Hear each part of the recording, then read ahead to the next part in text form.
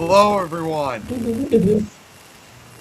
Good evening, afternoon, day, whatever time it is, wherever you are. I'm Nikki, and with me this evening is I have Nick from Chicago, I have Craig, and I have, Lurker, and also I have Chris. So welcome to Paranormal PWA Australian Chat, and we are discussing anything. Nick, take it away. Well, first off, I gotta say, it's definitely been a while since we've done this. So, first off, it's great to be back doing Paranormal PWA Chat. And considering that, I think it's been a while for most of us that have actually spoken, with whether it's Greg or Chris or Lurker. Because Nikki, you and I had obviously been in contact these last couple weeks. It's just great to see everybody else after such a long break, I guess, for lack of a better term. Yeah. So what's definitely. But how's everybody doing though? Otherwise, right, hanging in there, doing a lot of doing shows and making moves, working on different projects, introducing the strange and unusual into the paranormal.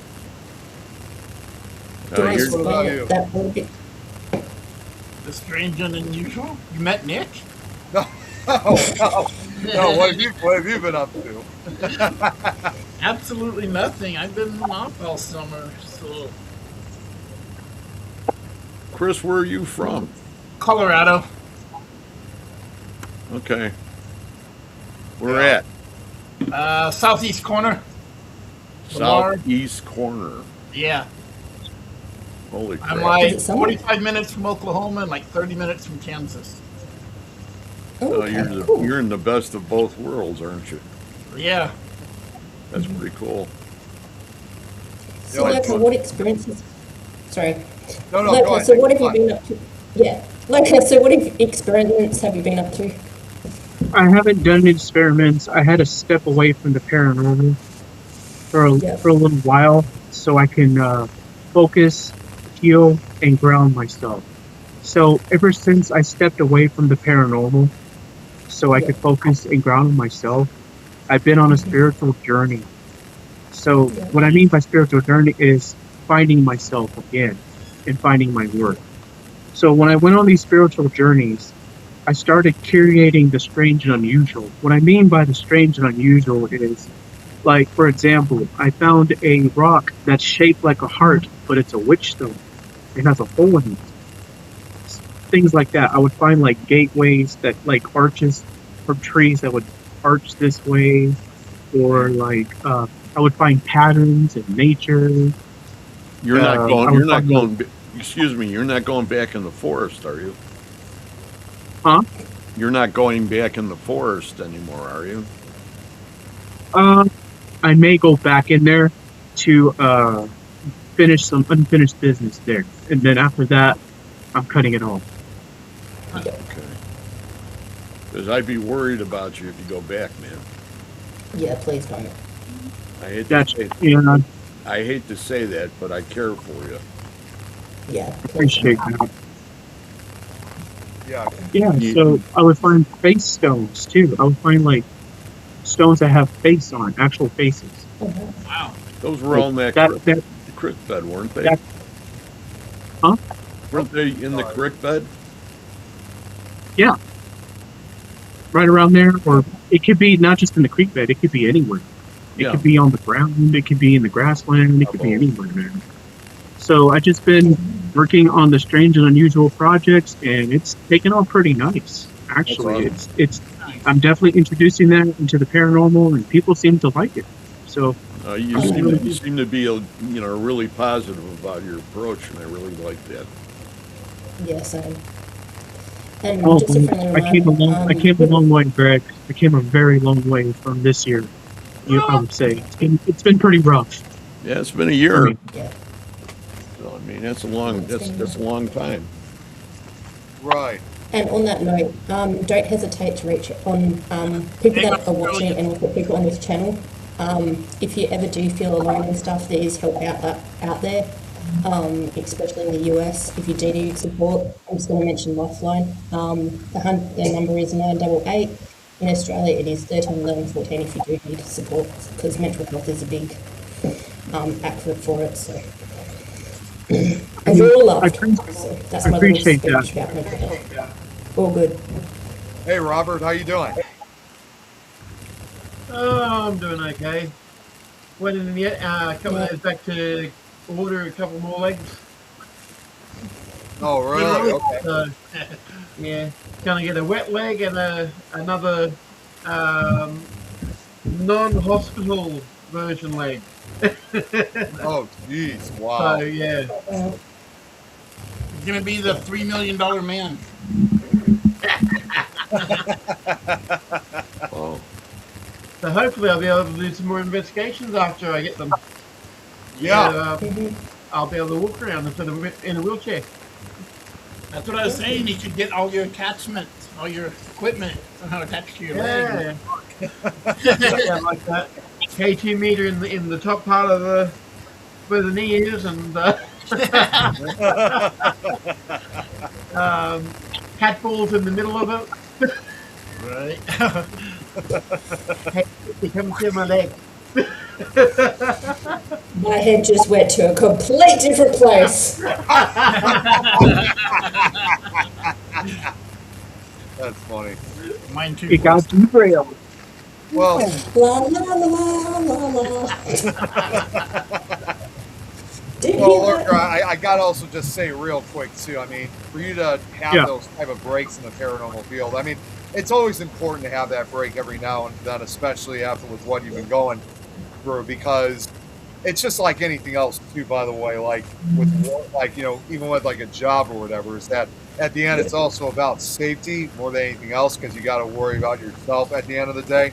So having those type of breaks is always a necessary decision to make every now and then, and especially if you're also focusing on other projects. Because while I've not necessarily been taking a step back from the paranormal myself, I haven't really done investigations other than going to Paracon, but I've also been focusing on other projects of my own recently. So I totally get where you're coming from with, you know, what else, you know, with things that you've been busy with. Exactly. It's just I had to step away because there was just a lot of things that happened to me, and you know, I was going through a really rough transaction. It wasn't just from like jobs, from everything else in particular, you know. So I just had to like, you know, step back, you know, focus on myself. Don't focus on the drama or anything. I don't want to focus on any of that shit, because honestly, I'm here to do paranormal, which I love. And if I feel like something in the air or something that's bad, I'm gonna step away. I'm gonna stay silent, and I'm gonna focus on myself, because I have other things. I have other things that are more important than that. So I took what I can to work on my other projects, which I did. Which I didn't tell you guys, but I also, while I took a break from the paranormal, I actually got into photography. Oh, photography. Okay. I love the photography community. They love my work, and honestly, not to break down on the paranormal. Sorry, guys, but honestly, photography is not as dramatic as paranormal. I'm sorry, but that's just the thing. You're not doing nude ladies or anything, are you? See, I'm reading Nick's mind. Nick was going there. I could tell. No, I'm not necessarily, but hey, it's a form of art. Okay, I understand. I mean, $500 a pop, yeah. Life gets heavy sometimes, man. You gotta break it down and break backwards sometimes. Yep. Exactly. So now, since I picked up on a new skill of photography, and I still got the paranormal skills I got, I'm gonna apply it to niche it into one skill now. Yeah. So I've been combining. Nice. good. And do you use digital cameras or the old school with films? Nope. Simple smartphone camera that takes good pictures. Fair Just a enough. smartphone. I was just curious. Fair enough. Oh no, because well, to be totally honest with you, Lurker, is that, and I think some of you guys know this already. I mean, I do have a partial interest of photography of my own, though most of what I take, which I also use the phone too for it, is weather photography. You know, taking pictures of just unusual looks like in the sky and whatnot. And what I actually love about when it comes to weather photography, I actually heard this from a well-known storm chaser once made a very good point.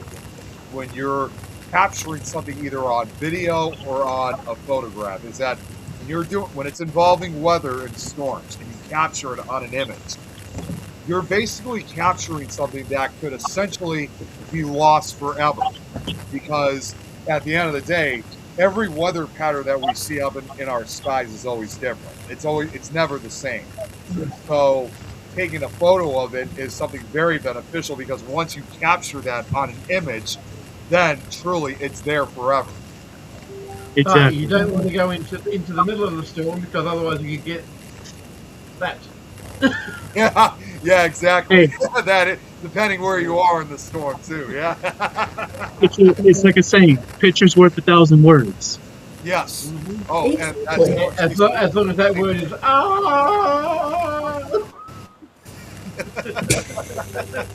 No, but no, you're absolutely right, though, because even that same storm chaser said the exact same thing. That you hear the old thing about pictures worth 1,000 words, but when it comes to that type of photography, it goes beyond that, because then it actually stays true to that term. Exactly. So photography is just as powerful as video. Yes. Yep. Exactly. I think it's more powerful. It is. Yeah. Because the image stays with you more than the film. You know, I think this year might actually. I don't know if you guys know this. Hey, there's Kate in the chat. Hey, Kate. Hello, Kate. I don't know if you guys actually know this, and this is actually a little piece of history. In fact, I think this year actually marks 200 years officially of photography, because the first ever photo that was ever taken that most history sites will tell you was taken back in 1826, and I don't remember exactly what the photo. It wasn't like of a person or anything. It was just like some type of photo of some sort. Now, sadly, the original photograph has been, no longer exists. It pretty much has been lost to time.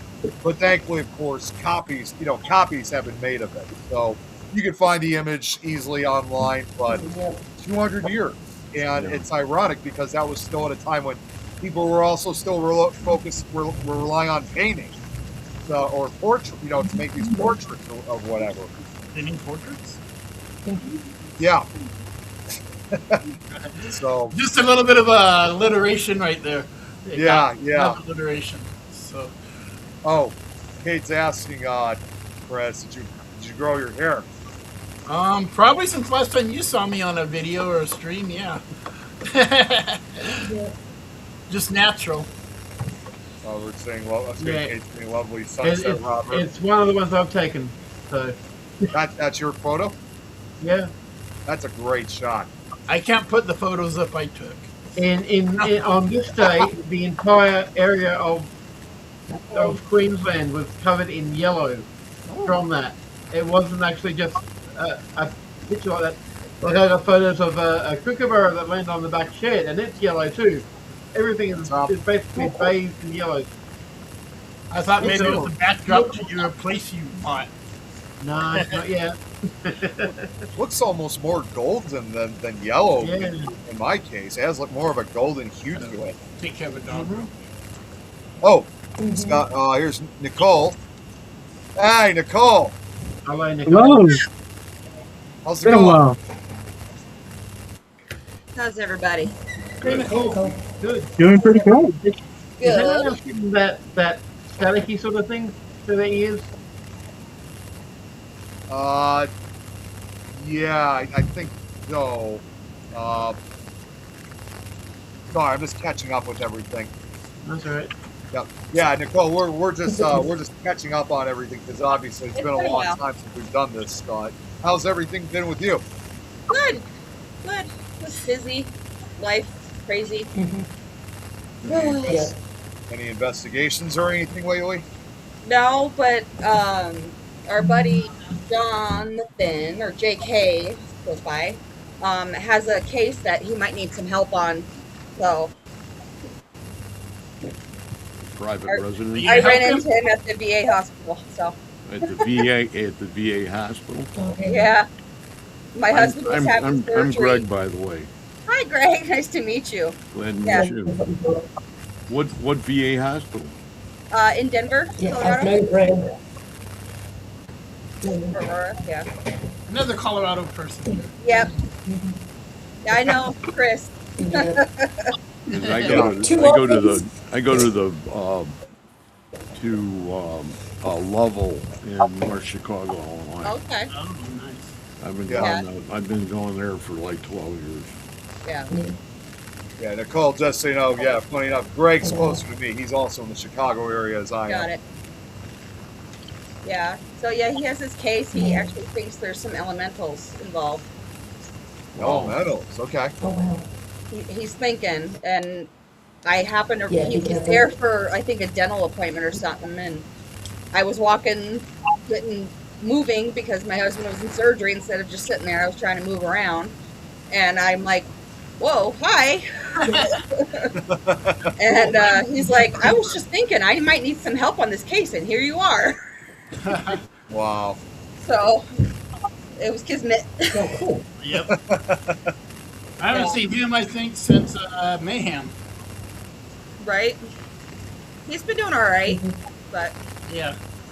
he's he got divorced. Yeah. We knew that was happening though. Yeah. But he's good. But So that's yeah, me. I'm like, dude, I'm around. Like I don't have a life. Call me. Same, right? Yeah, just so again, in case everyone wants to know what's been up with me, is like I said, I haven't really done a lot of I still haven't really done a lot of investigations lately myself. It's been pretty quiet, but like I said, I've still been going out to Paracons. However, on the other hand, as Greg was just mentioning just before we went live, was both of us were at the Chicago Paranormal Convention. Although sadly, I didn't get to have the chance to see Greg because he had already left by the time I arrived. Of course. So. But I am starting to slowly but surely get back into trying to put a few investigations in for the later part of this year. I know it's going to be kind of a bit difficult, for the next couple of weeks now that the weather's starting to get pretty hot over here. But, worst case scenario, even if... Oh, sorry, were you saying something, Greg? No. Oh, I thought, okay. So the worst case scenario, if nothing happens, like at least anytime soon, we probably might do something during the fall. In fact, I haven't even made this public yet, so this is actually something you guys are in fact some of the first to know this, but there is a possibility that sometime in either September or early November, I actually might be heading out to Salem, Massachusetts. Oh. So, which is my first time ever going to Salem. And obviously we're going in late. Yeah, well, obviously we're going in September or November because there's just, as much as I'd like to, there's just absolutely no way we're going around October because the crowds there, from what I've heard, is an absolute nightmare. Yeah, it's absolute nightmare. Sorry. And Holy cow. I haven't been there since I was a kid. well, this is my first time ever, like, in my life. In fact, it's actually my first time going to Massachusetts at all in that matter. Not necessarily just for paranormal stuff, though, because those friends of mine that I hang out, they're also interested in a lot of this kind of stuff, too. So they had the idea of wanting to go to Salem, and they brought it to my attention and asked if, would there be any possibility if I'd be interested in wanting to go to Salem sometime during the fall. I'm saying, yeah, I'd be more than happy to. We just have to avoid going during the month of October because it's going to be so So, as far as anything investigation-wise, it's probably not going to be till later until we go Nikki, to you got me cool. You good, Nikki? Having issues. What happened? Yeah. Nick, that's Nikki from your I just tripped over stuff. We lost one of our ladies. That's all right. That's Nikki for y'all. She always does that. It was nice to have the camera. wouldn't be a show. It wouldn't be a show without Nikki doing that. It wouldn't be a show without it. She was luring us All these couples. She's done that a few times on some of the other shows I've done, so it's kind of a trademark. I'm used to it. Yep. That's her patented Hey, we wouldn't all get along if we weren't all just a little bit of a hot mess. Yeah. Yep. That's a lady. Hey, there's Joanna the chat. Hey, Joanna. We're getting all numbers. Joanna Stewart. Because hey, it's been a while since I've seen Joanne Stewart too. Jeez, it's just. I'm definitely glad that you made the decision of putting this together, Nikki, because it definitely goes to show how long it's really been. It's been a long time. Yeah, We're still connected. We're all still connected, even after 1 year. Right. Wow. Well, like I said, though, yeah, Salem is pretty much all we got planned. Another thing I've actually been helping out recently, this is actually something I wanted to tell you guys, check. I think I've told a few of you guys about this already, but I'm actually trying to spread word about this. Obviously, most of you guys know that, obviously, in addition to Nikki and Robert, that I always work with a lot of international connections. And there's actually a new paranormal team that obviously I'm not officially a part of, but I'm actually helping out, spreading their YouTube channel to check out. I don't know if this name sounds familiar to anybody, but they're actually called, and this is another rare country. They're a team that's comprised. They're called the Norwegian Ghost Hunters. Well, obviously. Oh, that's freaking cool. Yeah, Norwegian. so obviously it tells you they're all the way from Norway. Yeah. And Yeah. I've been in contact with them now for almost about a year or so. First off, great people to chat with, and they have their own YouTube channel, and they've actually been looking for more international viewers for them to check out their channel. So if you guys would like, sometime maybe during the show, I'll send, if you guys want to check out their channel, if you want to, I can send you guys the link so you guys could see it for yourself, because they're trying to get as many international viewers as possible. Now, I will tell you guys, not surprisingly, the show is in Norwegian or Swedish, because they also do, but they do have English subtitles, though, so you can watch it that It's way. okay. Send me the link. I would definitely love to check Yeah, this that out. would be cool. That would be really neat. Send me a link. Me. Yeah, it's been a minute. Yeah, it really has been, Joanne. What's really cool about the Norwegian Ghost Hunters, because I've watched a few of their episodes, is I will admit that it is pretty much a lot of the same, like, well, how we do investigations like here or in Australia or wherever, but there are still a few some differences of how they run things, and I find it's a little bit hard to describe, but I find it really unique, and they just the locations that they've gone to for the most part, it's just like, the best way I could describe it is really, you start hearing about these places that this is like, we always know for a fact that there are a lot of haunted locations out there that we don't even know about. So the Norwegian Ghost Hunters really kind of expand that, for this case, in Norway and Sweden. And when you start looking at these locations, you just start thinking to yourself, thinking, oh man, why haven't I heard about this place before? So it's awesome. So that's why, I'm definitely encouraging a lot of people to check out their channel, because what they've uncovered so far is just off the charts. Send me that link. I definitely want to give those guys support, man. 100%. Link us. Please admit. Yeah. What word you just said? Sorry, I'm just choking the moan. You all right? You're gonna be sick. All good. Okay. Okay, run away. I think the crackling's on your side, Nikki. I didn't hear any crackling on my side. Yeah, there's nothing over here that I hear except for one. I just haven't figured out who it is yet. Yeah, I don't know where. Okay, I can breathe. We're actually going to be doing just one more thing about the Norwegian Ghost Hunters. We're one of the other shows that I co-host with Lois in the UK.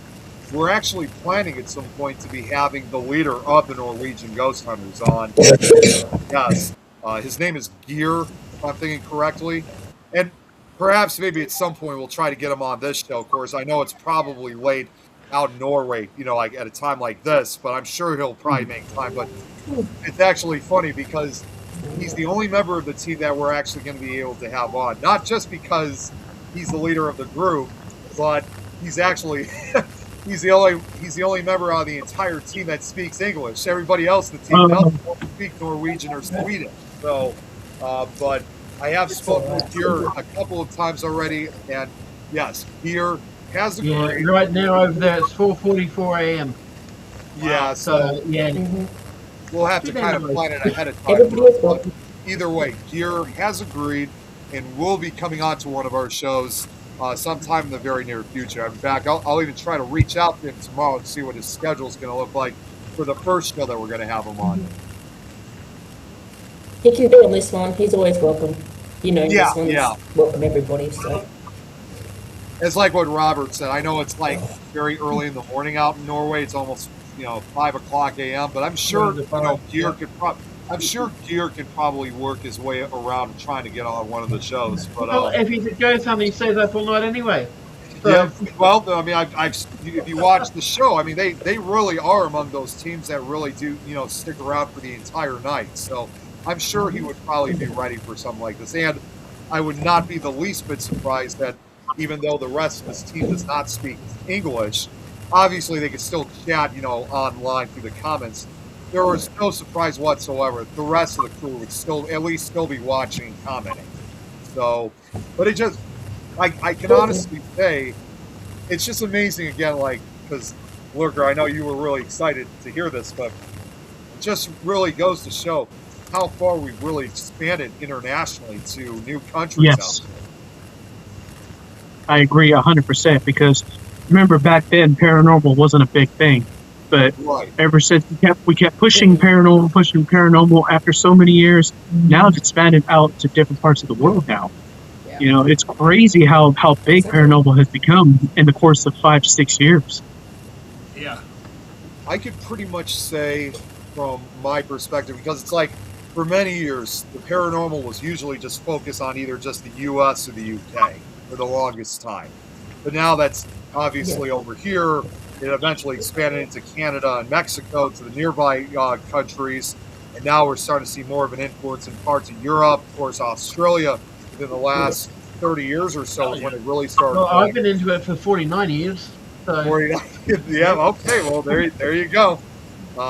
When I was 4 years old, it's got my first experience with it. So, yeah. Been trying to research it for that long, but all I could find was the boards that were put up on the internet with tales from, well, they're supposedly true stories, but a lot of them you could tell that they probably weren't. But that was back in the 90s, like the 95, 96 era. And then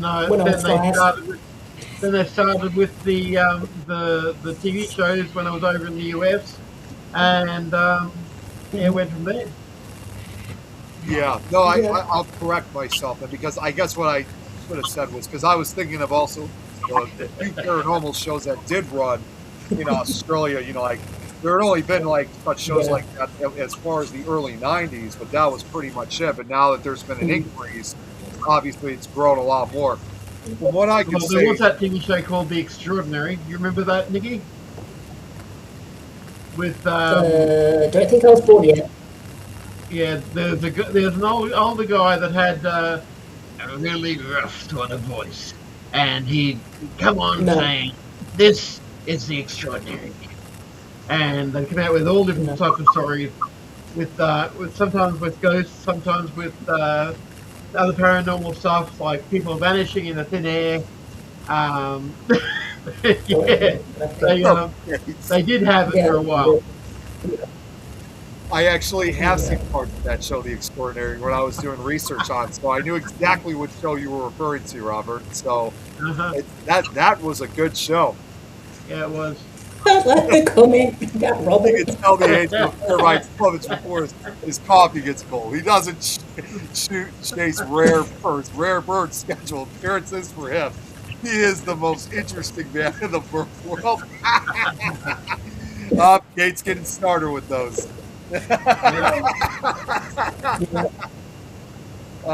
No, it's just I would pretty much say like for like the Scandinavian countries, like for Norway, Sweden, and also Finland and nearby Denmark, because not necessarily teams, but I've actually been in contact with 2 investigators from Finland and from Denmark, except for Iceland. Still don't have anybody from Iceland, but don't forget Scotland.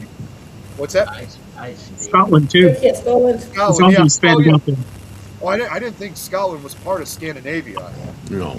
No. Scotland's paranormal is out there too as well. Oh, well, yeah. Yeah. Well, I was just going to say, as far as the Scandinavian countries are concerned, I would pretty much, they're just getting started. I would say probably within the next few years, we're probably going to see an increase of like teams and investigators, because the Norwegian ghost hunters in this case, they're not, yes, they're one of the few, but they're not the only teams out there. And they are centered in the capital of Oslo, but they've become like one of the most requested paranormal teams out there for obviously residential cases throughout Norway and Sweden. So they've been a real big help, not only just a lot of the public locations, but to a lot of the residential locations. There's Robert's parrot. There's Robert's parrot. Jinx. You got a parrot on his head. That's right. Pretty bird. What? You better be careful. He might just Has it been to the peck you bathroom right yet, through the Robert? head. I know, right? He's big enough. Has it been to the bathroom yet? Holy crap. The giant Nikki, was there anything you wanted to bring up yourself? Because what I'm actually doing right now is I'm sending the link out so you guys can check it out for yourselves. Thank you Send me very that much. link too. Well, Keep me in touch, and I want to say thank take you it, very too. much, Nikki, for inviting me. But I'm going to have to You're very welcome, split my friend. because I got to go ahead and Yeah. get some Good, things good, done. good. And it's nice meeting Chris and Lurker and Rob and Yeah. Nicole Nice and, meeting of you, course, Nicholas. Greg. Anytime. Yeah, And we'll see you guys all Likewise. around. Yeah, Thank Greg, you very much. sometime- Once We'll be again. great. sometime we'll meet. Take care, sometime we'll everyone. meet up soon. Okay, we'll see you guys later. Talk soon. We'll talk soon. See you, Rob. Greg, sorry. Bye-bye. Bye, mate. See ya. That was good seeing Greg. It was definitely a good way to catch up with him. I like Greg. Yeah, Greg's, Totally agree. I've known him for over a decade, and he and I When you were actually. 3? What's that? Alright. You met him when you were 3? You Oh would. my God. No, he and I have actually known each other for a decade because he and I always came out to the Chicago Ghost Conference, even though we were on 2 different teams. We always cross paths, and I admire for everything that he's been doing. So I've investigated with him at least once or twice. So yeah, he's a great guy. So it's I good. always give crap for Nick for being young. So He is.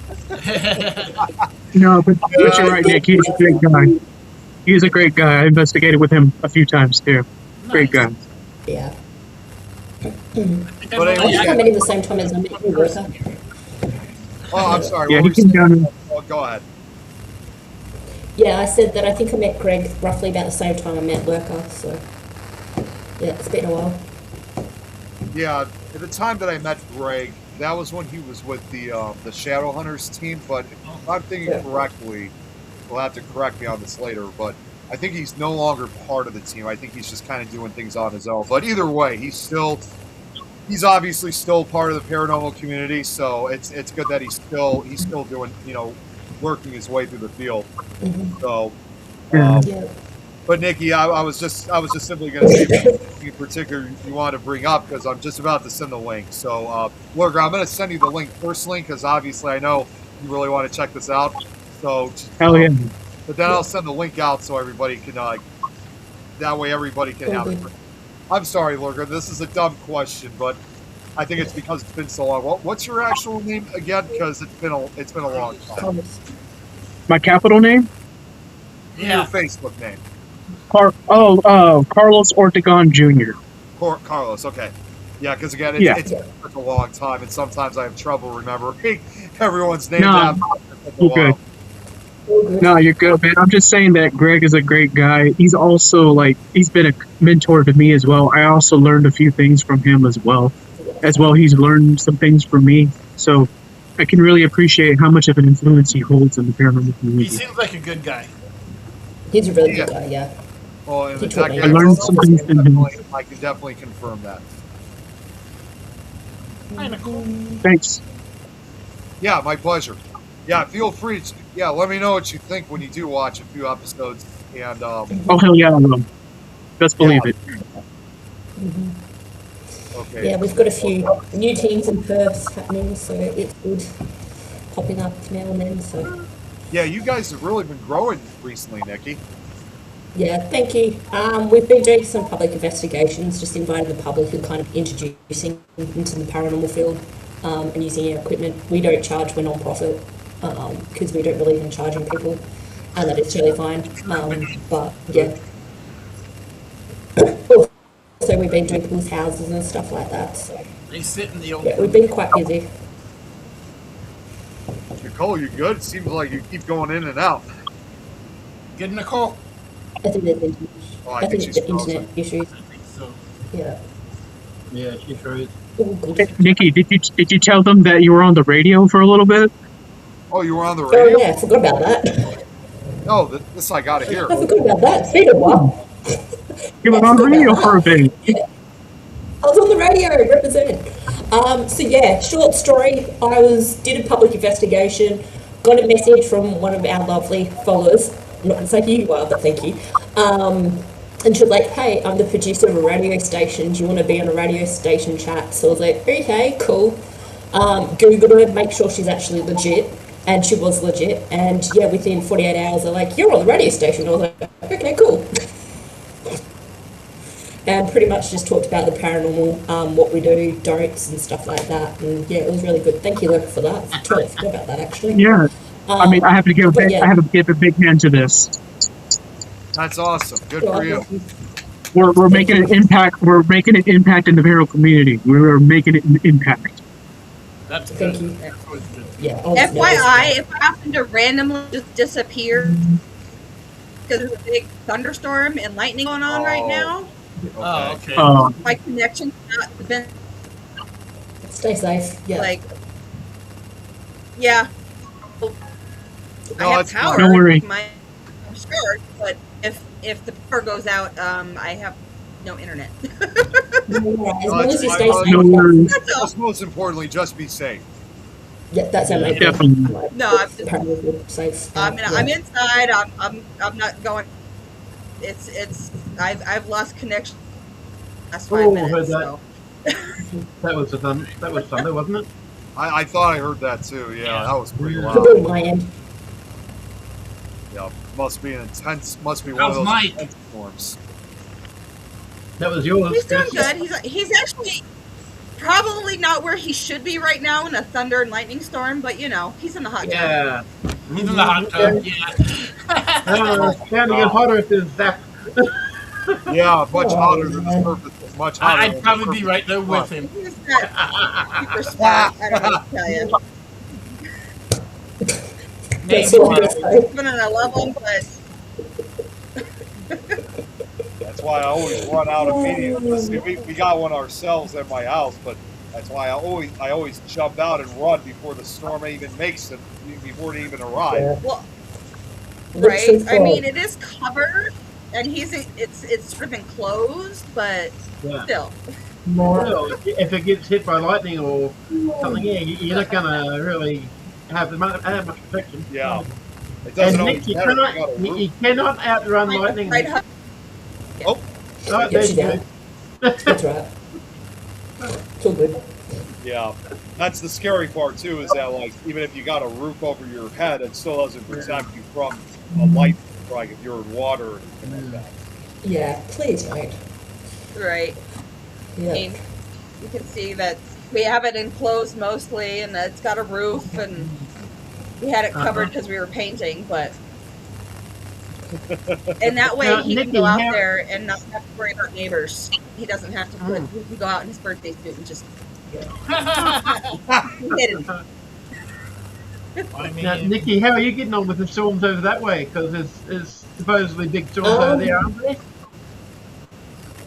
Bad At weather. the moment, touch wood, we're okay. Okay. They said we're going to have flash flooding, Yeah. but No flashing. We're good.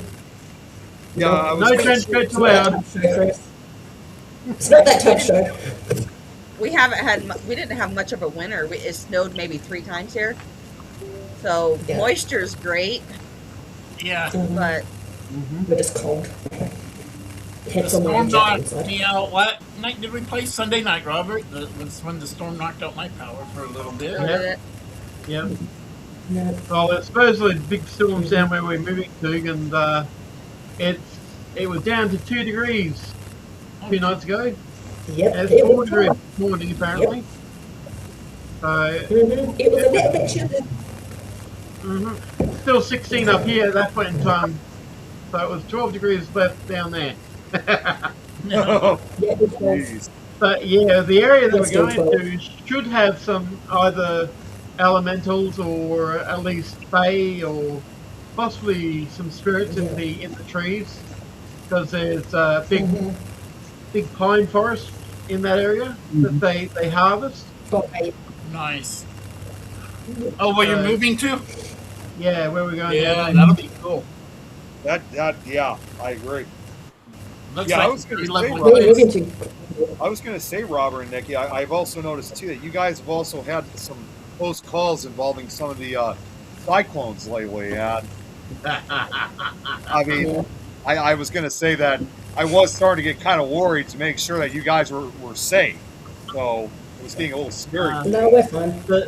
The nearest cyclone to me was out up and above New Zealand, so that was Yeah, we're good. a fair way up and out. Yeah. So you Ours guys, is kind of Rottnest-ish, kind of moving down, but ours is mostly the outskirts. Spiral of- going. Yeah.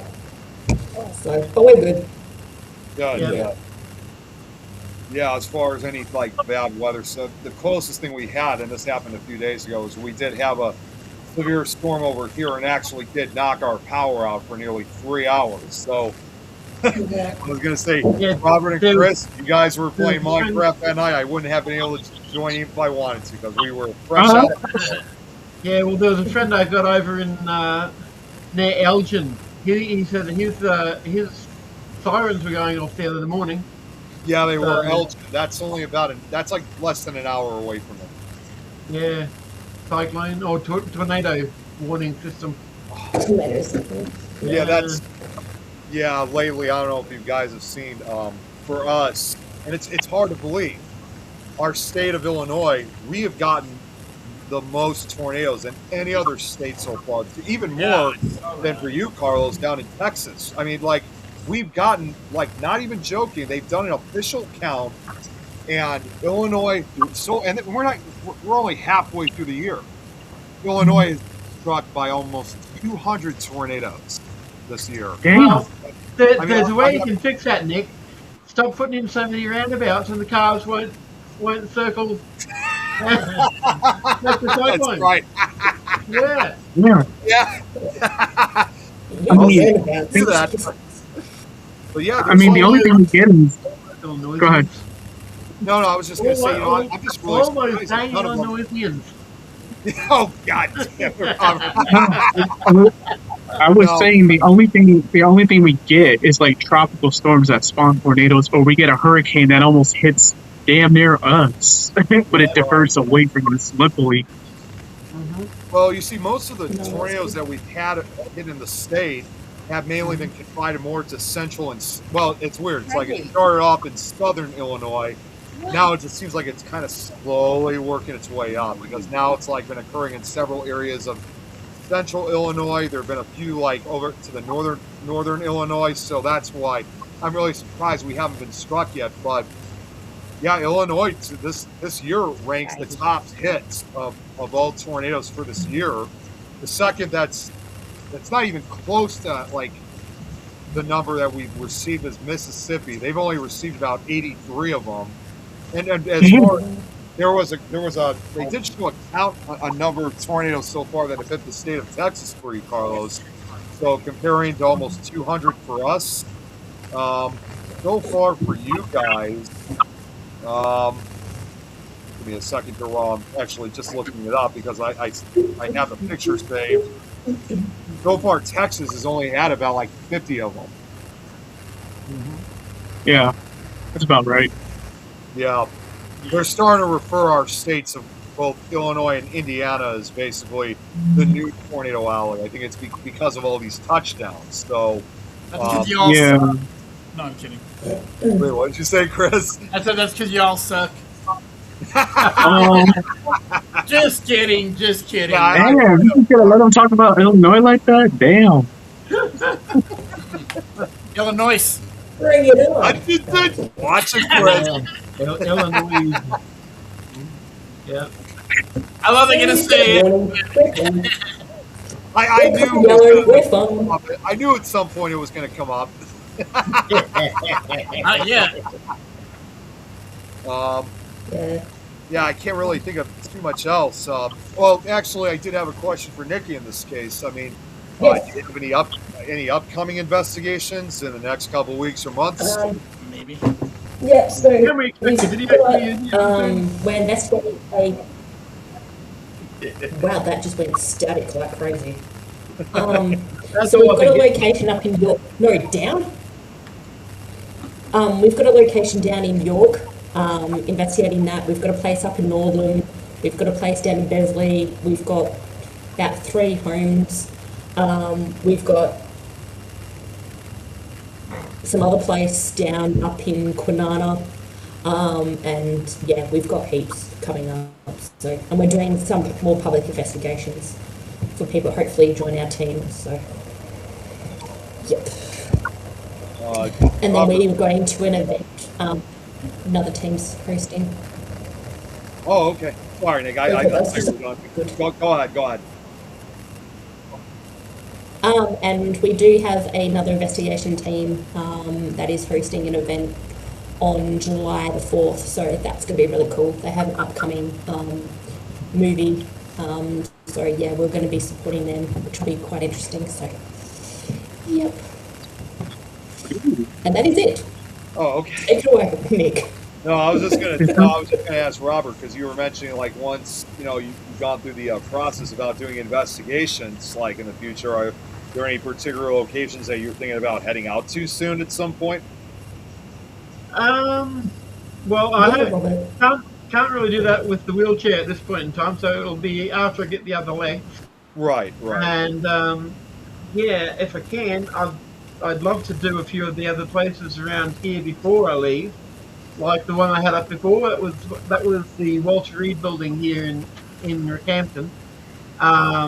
That has ghosts in it because it burnt down in, I think, 1913, and there were people in there that perished. And when I've been in there doing the lapidary stuff, the rock work and stuff, I have picked up on several of the ghosts in there. There's some on each level. There's 3 levels to it, and yeah, there's an elderly lady that likes to hang around the toilets. Oh, really? Wow. I'm not that old, and I like to hang on the toilet. Yeah, but every now and then That's a little bit creepy. I'll sort of get that sort of look out the corner of the eye that you can get with something just moving that's not really there. Yeah. So I picked up on her, and there's several others on that same floor that the rockworking club is on. Like they have what is it? Crochet work. At in another one of the areas, they have model train sort of area. So there's a lot of other things that the ghosts can hang around and look at. This actually leads to another question I was just thinking, and this is actually a question for both of you, Robert and Nikki. No, I won't be doing a video anytime soon. No, I wasn't gonna. Not that. It's actually. No, it's actually for. It's actually a location that I'm sure you guys have probably heard of. It's located all the way down in New South Wales, It's a historical prison. Are you guys familiar with the location called Goulburn Prison in New South Wales? Yeah, I've heard of it. Yeah. Yeah. Have you heard of that one? Yep. We would like to investigate there one day. Well, you might be in luck. I can't say for sure what they're going to do, but I just recently discovered this, but they're actually planning on closing part of Goulburn Prison, which they're going to be closing the Victorian building, the oldest buildings of the prison itself from 1884. I actually just looked it up myself. They say the high-risk supermax unit and minimum security facilities will remain fully operational, which probably are the more recent buildings. But they are closing down the oldest sections of the prison. So I don't know if they're going to be planning on eventually converting that into a museum. I'm not sure. But if they do, you might have the opportunity of investigating Goulburn sometime in the very near future. Yeah, that'd be cool. I've got a few places on my bucket list that I'd like to investigate. So. I love it. Yep. Yeah, because I've done my research on Goulburn Prison. It's an interesting history, but of course, obviously, just like any other maximum security facility. So at this point, only time will tell to see what the future of Goulburn is going to look like. But yeah, like you said, Nikki, hopefully they'll open it up for you guys to investigate. You should check out the old Mount Gambier jail, or GAOL, because they've converted that to a hotel basically. And apparently there are ghosts in there too. I know about that. Is that in Adelaide, Robert? No, it's in Mount Gambier, South Australia. Oh, okay, cool. Yeah. So that'll only be about half an hour drive from where we are, where we will be. Oh, cool. So you're getting closer to me, Robert. Definitely. You just need to cross that little border. Just a little. Way up here, down here, yeah. Yeah. Robert's up here, we're like, water. I'm here. Just chuck a card left. Way over there where it can't even be seen. Actually, don't go left because you end up in the Arctic Ocean. Yeah. Anyways, guys, I don't mean to cut this short, but I gotta take care of a few things, so I'm gonna hop off. But it's good to see everybody again and talk to everybody again. It's been we gotta do it. We gotta do it a little bit more frequently sometime soon. Again. Yeah, definitely. Like I said before, part of the reason why I'll just say it's real quick. It's because I've been involved with other projects, but now that I'm starting to get back into doing podcasting more often. We'll definitely make it happen for you, though. I can assure you that.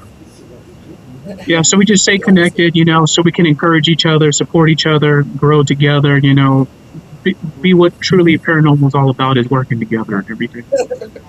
It's all about, that's why I go by the term, that's why I always live to the fullest with the term para-unity, because that's what it's all about at the end of the day. Yeah. Exactly. Take care, guys. Much love. We'll hopefully speak more soon next time. Yeah, much love. Take care, guys. We'll keep in touch, and great catching up with you. All right, take care, guys. Bye. See ya, Carlos. Bye-bye. Slash lurker. My friend just walked live at Waverly Sanitarium. Oh, somebody's at Waverly Hills? Yeah, one of my friends. Well, yours too, I think. Creepy Colorado? Yeah, I think I know who they are. Yeah. Yeah, they're there now. Funny enough, one of the other investigator friends, Jenny Davis, along with Bonnie Gurney and also Brittany Bickett, they were actually just at Waverly. I think it was I think it was last week that they were just at. So there's been such a huge resurgence of everybody that's been going to and Mimi was there too, Nicole. Yeah, Mimi was there too. Oh, Mimi was here. I didn't know she was there. This one that they just started. Oh, well, okay. What? I don't know what today is anymore. The 25th till the weekend of the Saturday, June 6th or whatever. Yeah. Amy Gurney and whatnot, they were down in Cripple Creek. Yeah. I wanted to go to that. My whole family thing got confused, and I couldn't make it. And then I could have. I found out I could have. I was so. Like, damn it! I would have. Because that's my niece's birthday, so everyone was talking about coming down here, and then not till next week. And it was kind of like, well, she's posting pictures. I'm like, oh, I've been there like 20 times. Oh, I've been there. Yeah, I've been there twice, I think. But that's how I met Sean. Was that beautiful. So without Sean, I wouldn't have met any of you people or been here. So. I mean, I've stayed at the St. Nicholas. I don't know how many times, but yeah. Which the hotel in Cripple Creek that used to be an old hospital in what I think 19 I don't know, like some time ago. Yeah. So. Yeah, I don't know the history of Cripple Creek too good. I like to go and see the donkeys. Yes. The donkeys, okay. No, during the spring and summer and fall, they roam the streets. Yeah. Really? Oh, cool. Yes. So and then, like, for winter, they get pastured. Are these just like wild donkeys, or does somebody own them, or? Nope, they're. Oh, she froze again. I guess we'll never know the answer. So. Oh, there way we go. back in the day, like mining town, like Cripple Creek was a mining town. Okay. Yeah. And they used donkeys to move things. Not horses. They used donkeys. So now there's a nonprofit that they care for the donkeys. So they're the descendants of those used in gold mines that roam the streets from May to October. And then the club relies on donations, sponsorships, and they have an annual Donkey Derby Day festival for funding. So you can support the herd by donating, volunteering, or buying approved donkey biscuits, which at any of the little shops in town, you can buy these donkey biscuits to feed them. Scooby Snacks. But I love Cripple Creek, and then Victor is down the way. Another old mining town that's it's crazy. There are crazy places down there. We did the cemetery at one of the other. I can't remember which one, and it was just so freaking lights and blah blah blah. I was like, oh, those are just the lights, like the little butterflies they put out. And he's like, the hell it is. And I walked over there. I was like, oh, no butterflies. Okay. We don't have fireflies here, so. Yeah. Well, no, like the little light ones, the solar ones that people put out. Oh, I know. Those are fireflies. Yeah, I thought it was something like that. And I walked over there. I was like, oh, there's absolutely nothing here. Okay, that was actual scary stuff. Yeah. Right. Right. And voices. And... I find it fascinating that they do such an event like that, Nicole, because I don't think I've ever really heard of anything like that put together. Not just for that particular area, but just areas like that in general. Yeah, it sounds interesting. They do stuff around here more like that, I think, in Colorado and possibly Texas. What if that has to Texas like that? But definitely up here, I know they do stuff like that all the time. Right. Well, also, just another thing, too, about Waverly, just to go back on that real quick. Yeah. It was kind of it's kind of ironic that there's like this resurgence of interest of everyone wanting to go. And I have to admit, I was even thinking to myself when I started seeing this thing, that I have done something to have started this interest, because you guys all know about that tape that I was telling you guys. That's what I couldn't remember where it was, too. It was, it's what I referred to for many years as the Lost Paranormal tape. And Nicole, I don't know if you've ever heard about this. So the very first investigation that I like full night investigation that I ever did was back when I was in high school. In fact, in 2010, when I was only 17 years old, and I had the opportunity of investigating Waverly Hills Sanatorium. And Nice. obviously, even as not just only because of my age, but back in 2010, the equipment that I had was pretty limited because unlike today where, they finally have lowered the prices on a lot of this equipment that's now available, obviously over 15 years ago, this was still at a time when that stuff was just almost impossible to get. You had to pay like $500+ just to get particular, that particular type of instrument. The only things that I had during that time was just an EMF meter, EVP recorder, dowsing rods, crystal, pendulum, and a laser. Ghost radar. What's that? Ghost radar.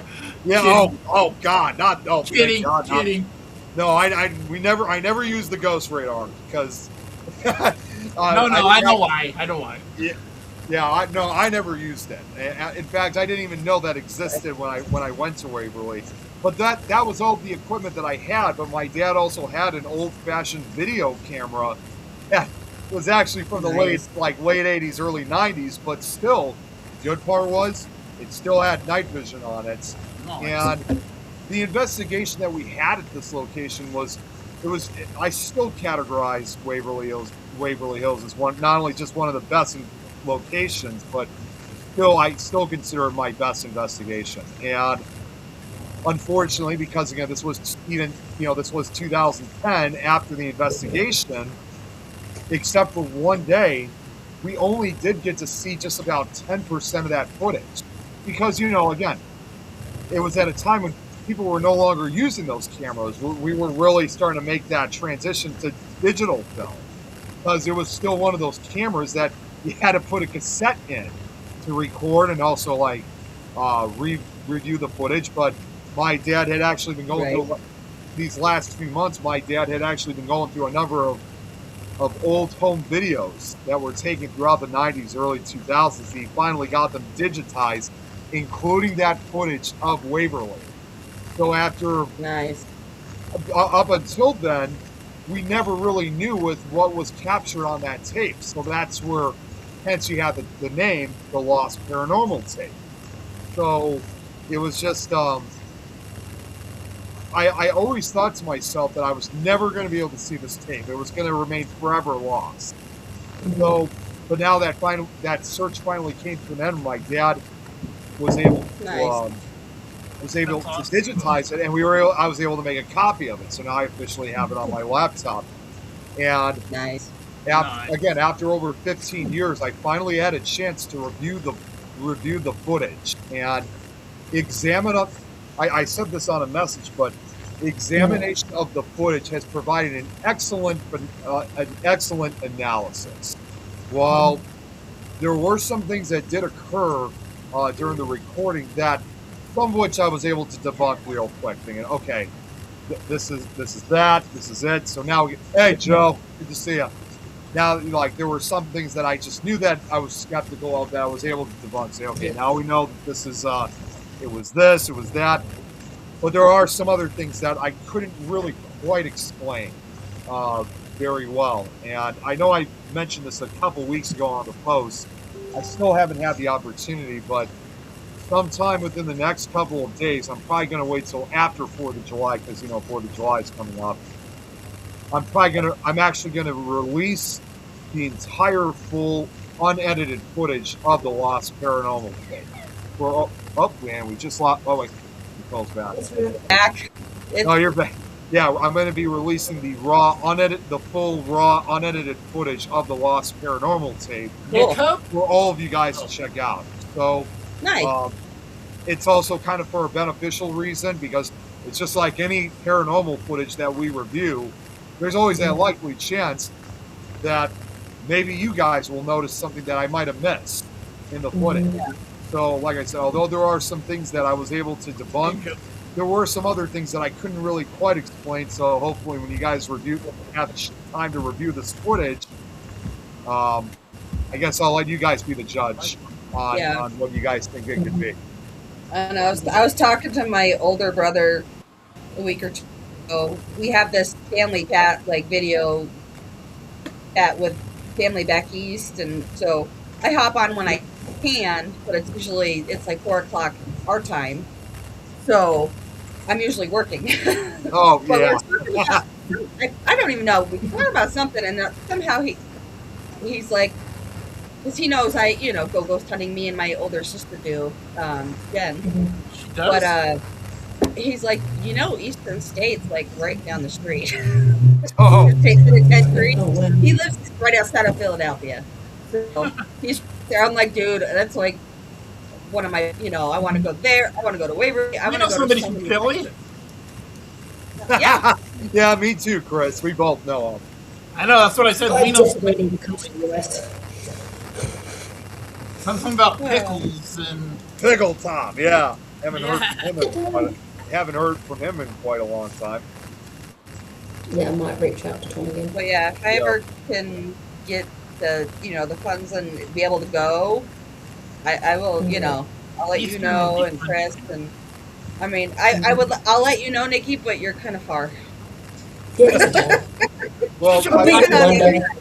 I will tell you this, Nicole. I mean, I haven't been to Eastern State Penitentiary, at least not yet. I'm hoping sometime That's my goal. when the chance arises, but I can definitely tell you Waverly Hills is definitely a location that you're not going to go. And Yeah. I've only ever That's been what there. I want. Yeah, I mean, I've only ever been there twice. Now, I will tell you this, because the footage that we captured back in 2010 is also quite unique, because at the time that we went to Waverly, He was a baby.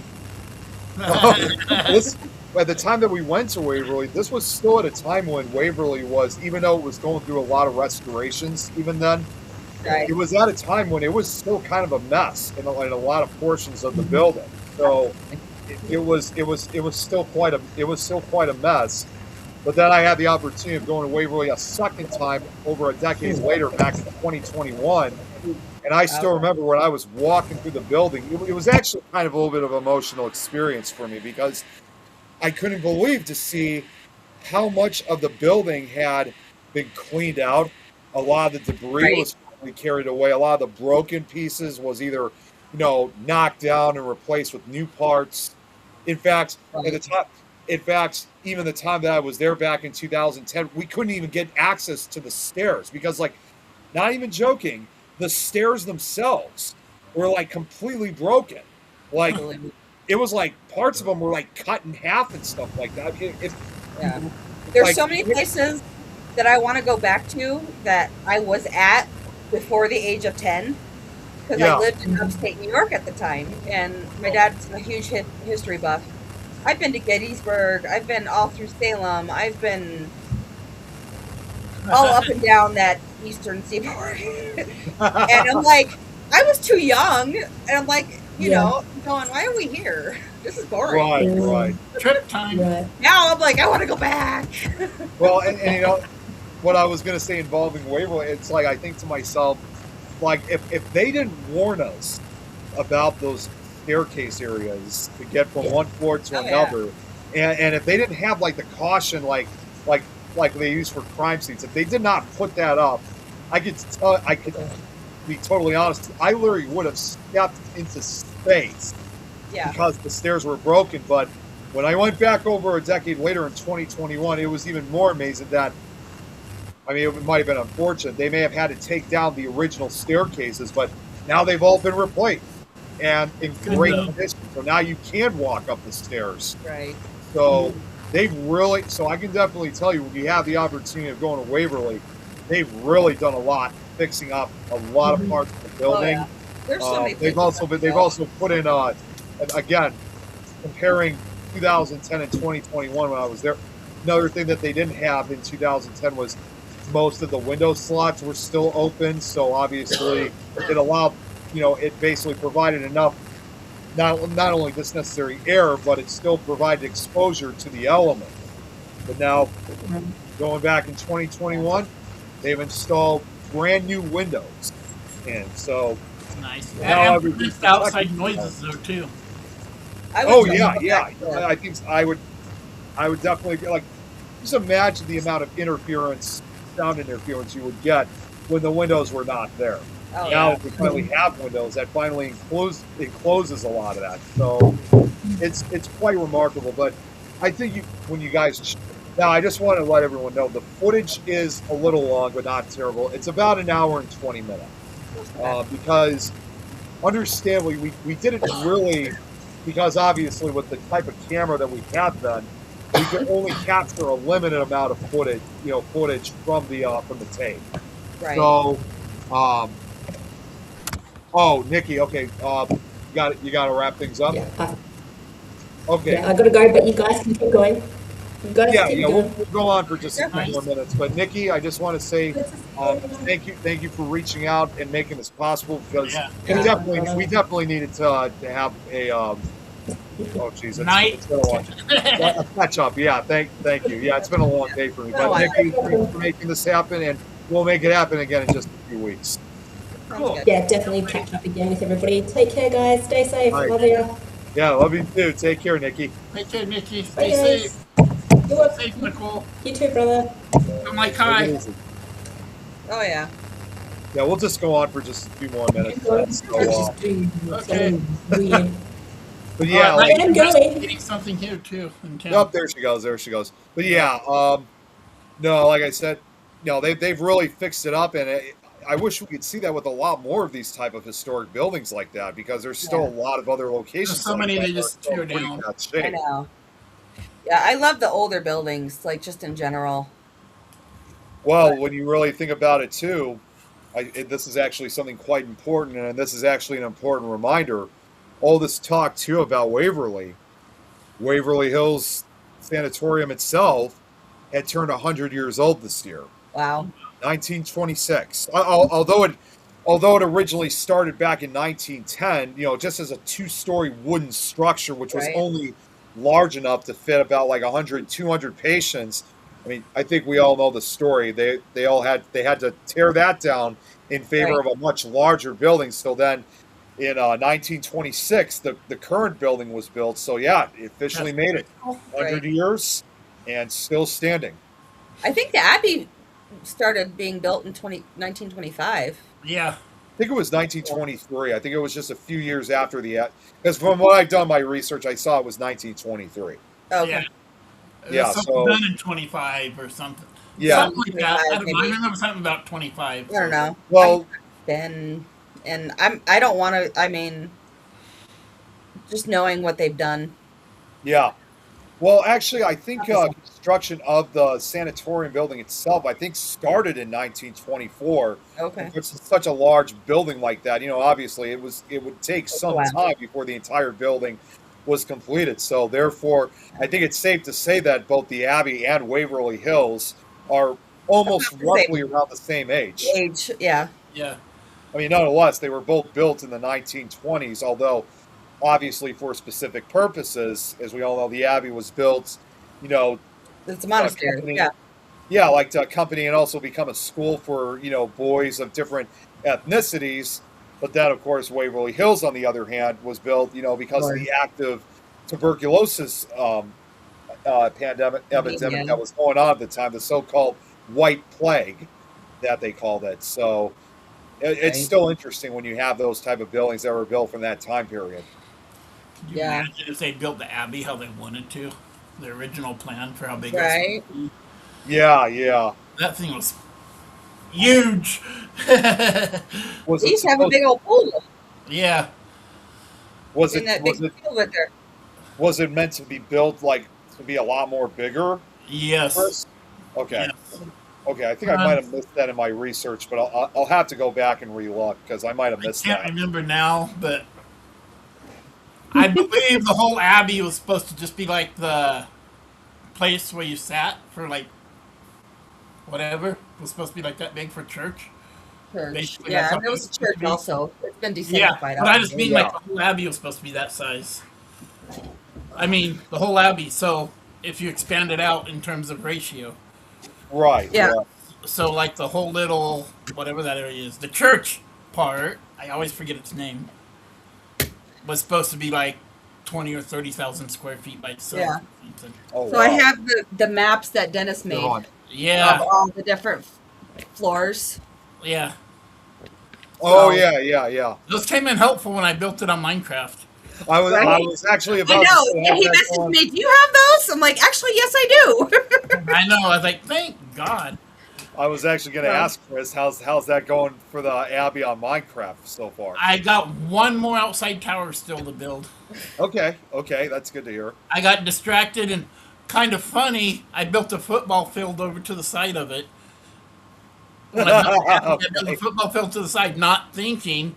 And then the other day when we were playing, I was like, there actually is a football field next to the Abbey. Well, I mean, that basically makes it more accurate then. Yeah. I just can't. I don't have room for the. I always Ulithorn. However you say it. Ulithorn, yeah, Ulithorn. Yeah. I don't have room for that in the middle, but yeah. I just thought it was kind of funny. Well, you got the monastery itself. You got Ulithorn. Yeah. And you got Sister's house, and then Yeah. I mean, and all those other buildings that are on the road right there, they were all part of it. Yeah. At one point. Yeah, and the gymnasium. The gym. Yeah. That actually leads me to the question, Chris. Did you ever show Nicole the Minecraft version of the Abbey yet? Have you shown Did I ever show you that, Nicole? I think you might have sent me a couple pictures, but Yeah, like right when I before you were started. done. Yeah, I never have finished it, but Yeah.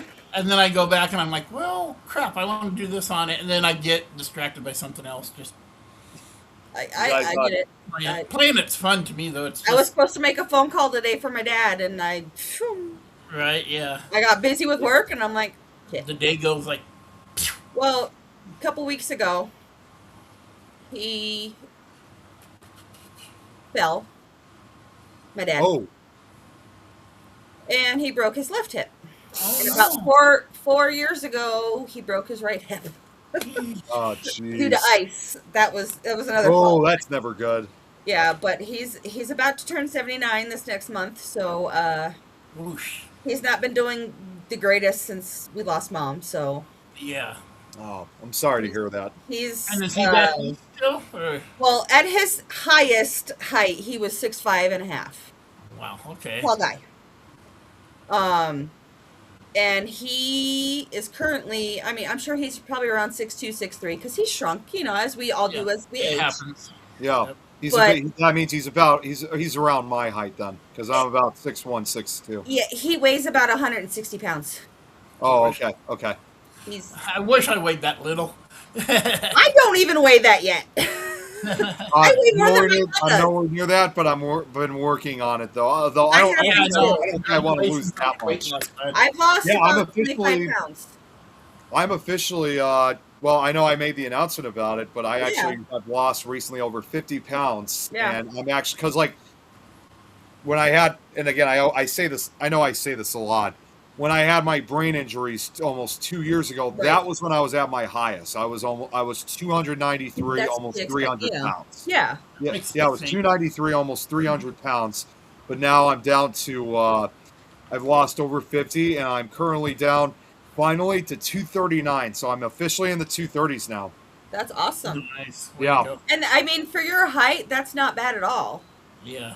Yeah, exactly. So just a lot of, healthier choices, doing a lot of exercise. It's also because of the physical work that I do at my job. Because again, working in a grocery store, obviously, it's quite a physical job, especially when you're working in produce. So Yeah. See, my problem is I sit on my butt and work. yeah, see, that's the I can sure understand. I Yeah, have a for little me, help. going to work is therapeutic for me. Yeah. Well, yeah, Yeah. but I'm getting help. I'm actually on GLP-1. Nice. Side. Yep.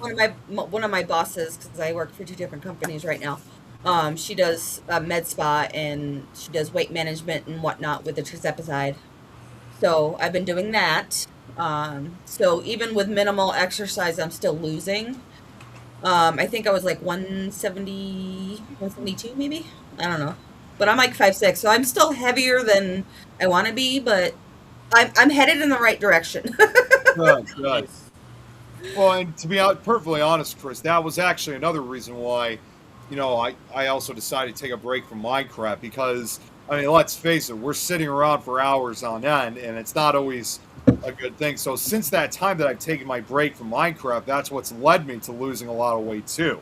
Yeah. I'll eventually, I can definitely assure you though that I will be coming back though to Minecraft real soon.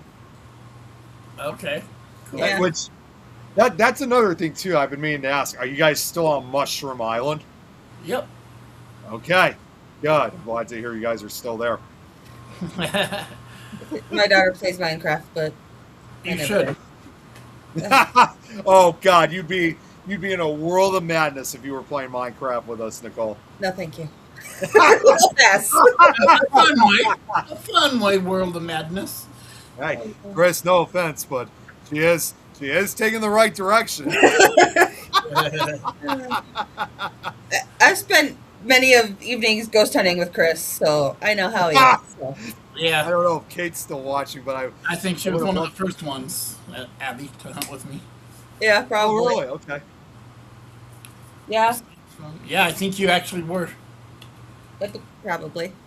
You and Mike and me and Kevin, I think, wandered off Yeah. together. And That's when we got up in the gymnasium on the 3rd floor. yeah, The candy? yep, Yeah. yeah, absolutely. You know, again, since we're talking about locations and whatnot, since you guys were talking about the Abbey, again, going back to Waverly Hills from my case, I'm sure you guys have heard about this before, but have you guys heard that? I think this has been going on for like the last 20 years. Oh, yeah, Kate's still here. She's still here with us. I was right. Oh, okay. So, actually, I got to say, I'm sorry. I got to just say one other thing just before I get to Waverly. Kate knows about this all too well. Chris, you're going to like hearing this. I was actually at a metal concert about almost 2 weeks ago, which, first of all, I will admit, it was my first time ever that I actually was involved in moshing. So I guess you can kind of say I actually got into a fight with a couple guys. Yes.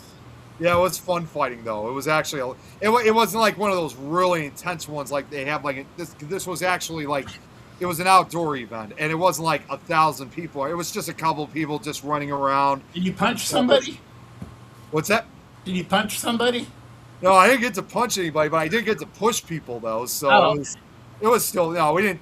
It wasn't like that rough, but I was with my friends at this event, but one of my friends that I was with introduced us to a new friend of hers, and I kid you not, the person that we met, her name was Vicky, and I messaged Kate about this. I think she's going to laugh once I tell her this.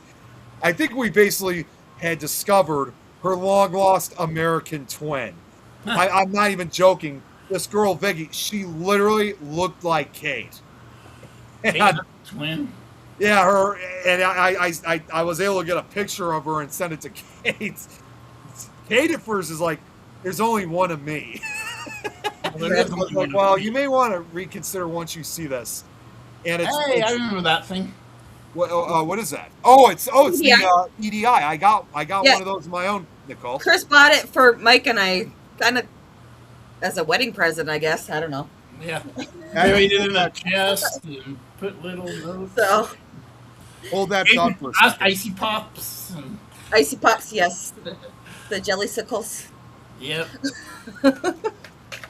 Probably had those coming out your butt for weeks. I think there's still some in the freezer. Well, Honestly, yeah, I sent some home with my daughter the other day. I'm like, here, love them, but they don't go come fast. here. Yeah, this is the EDI I have. It's can you show yours again one more time, Nicole, just to see a comparison? Okay, so yours has a little bit more features than mine. Mine's a different. The cover is also a different color. Mine's more greenish, but this one Yeah. has- Yeah, it this is has the EDI Plus. It has, there's a spot. You can put the SDI card or whatever in. Yeah, You I can think record.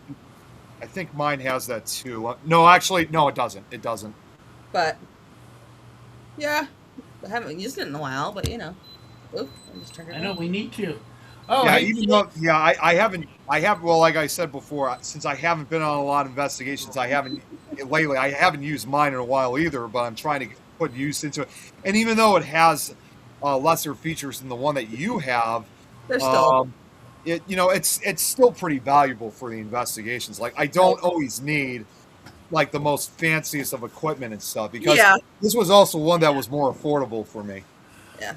I have a backpack. It was a gift. I use like 3 things usually. The I backpack- usually have my recorder, a flashlight, and maybe that, but we usually have a backpack we'll just bring with us, This and one's then my favorite.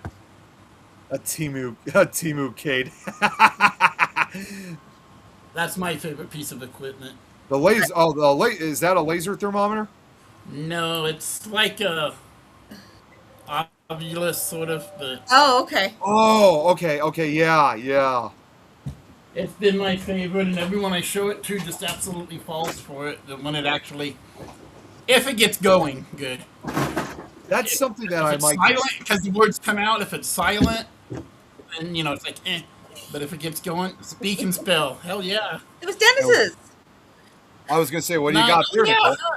nice. It's a speak and We spell. should get him on Oh, here. a speak and spell. I didn't even think that would be Great. possible as a piece of equipment. Yeah, and then he I saw- did it to where you just put batteries, and you don't have to worry about Yeah.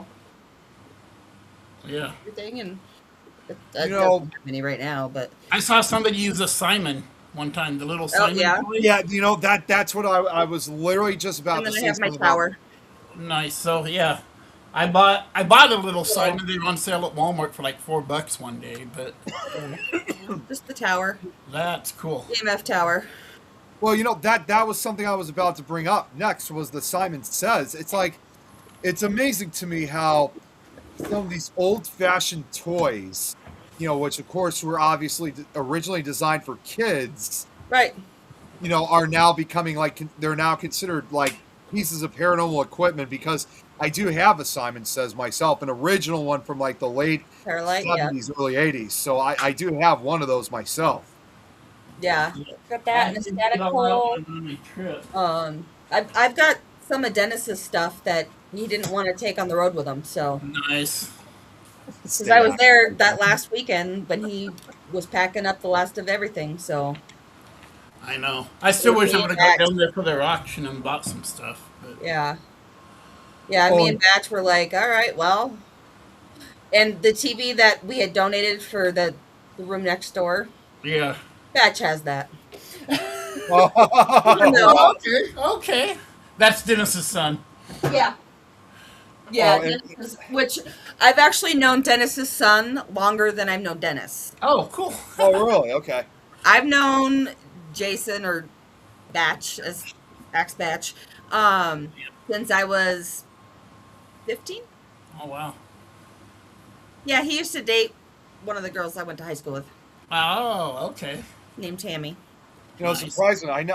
I obviously, Chris, you know this. I've met Dennis, but I never did meet his son. Yeah. Oh, he's a good guy. Oh, I'm sure With he a lot is. of his tech.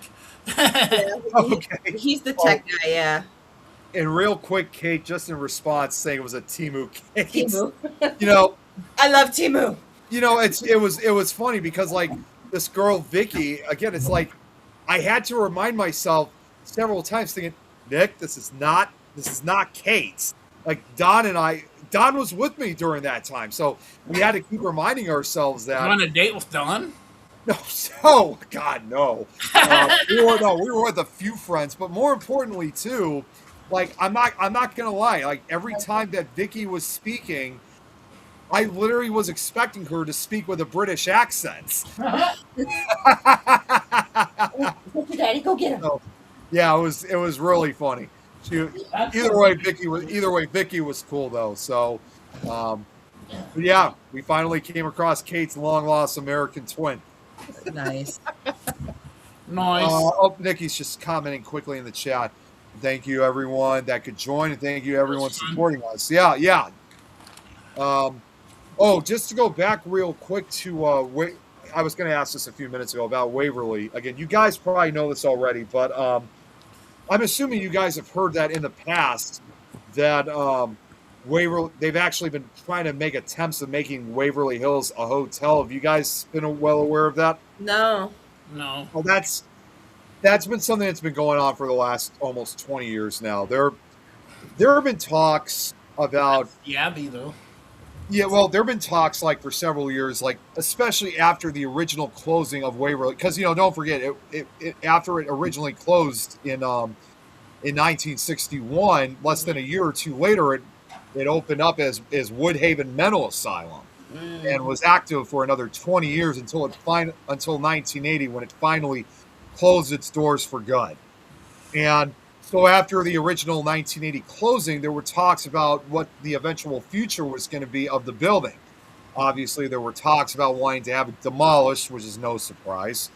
But they also want to convert it into other things.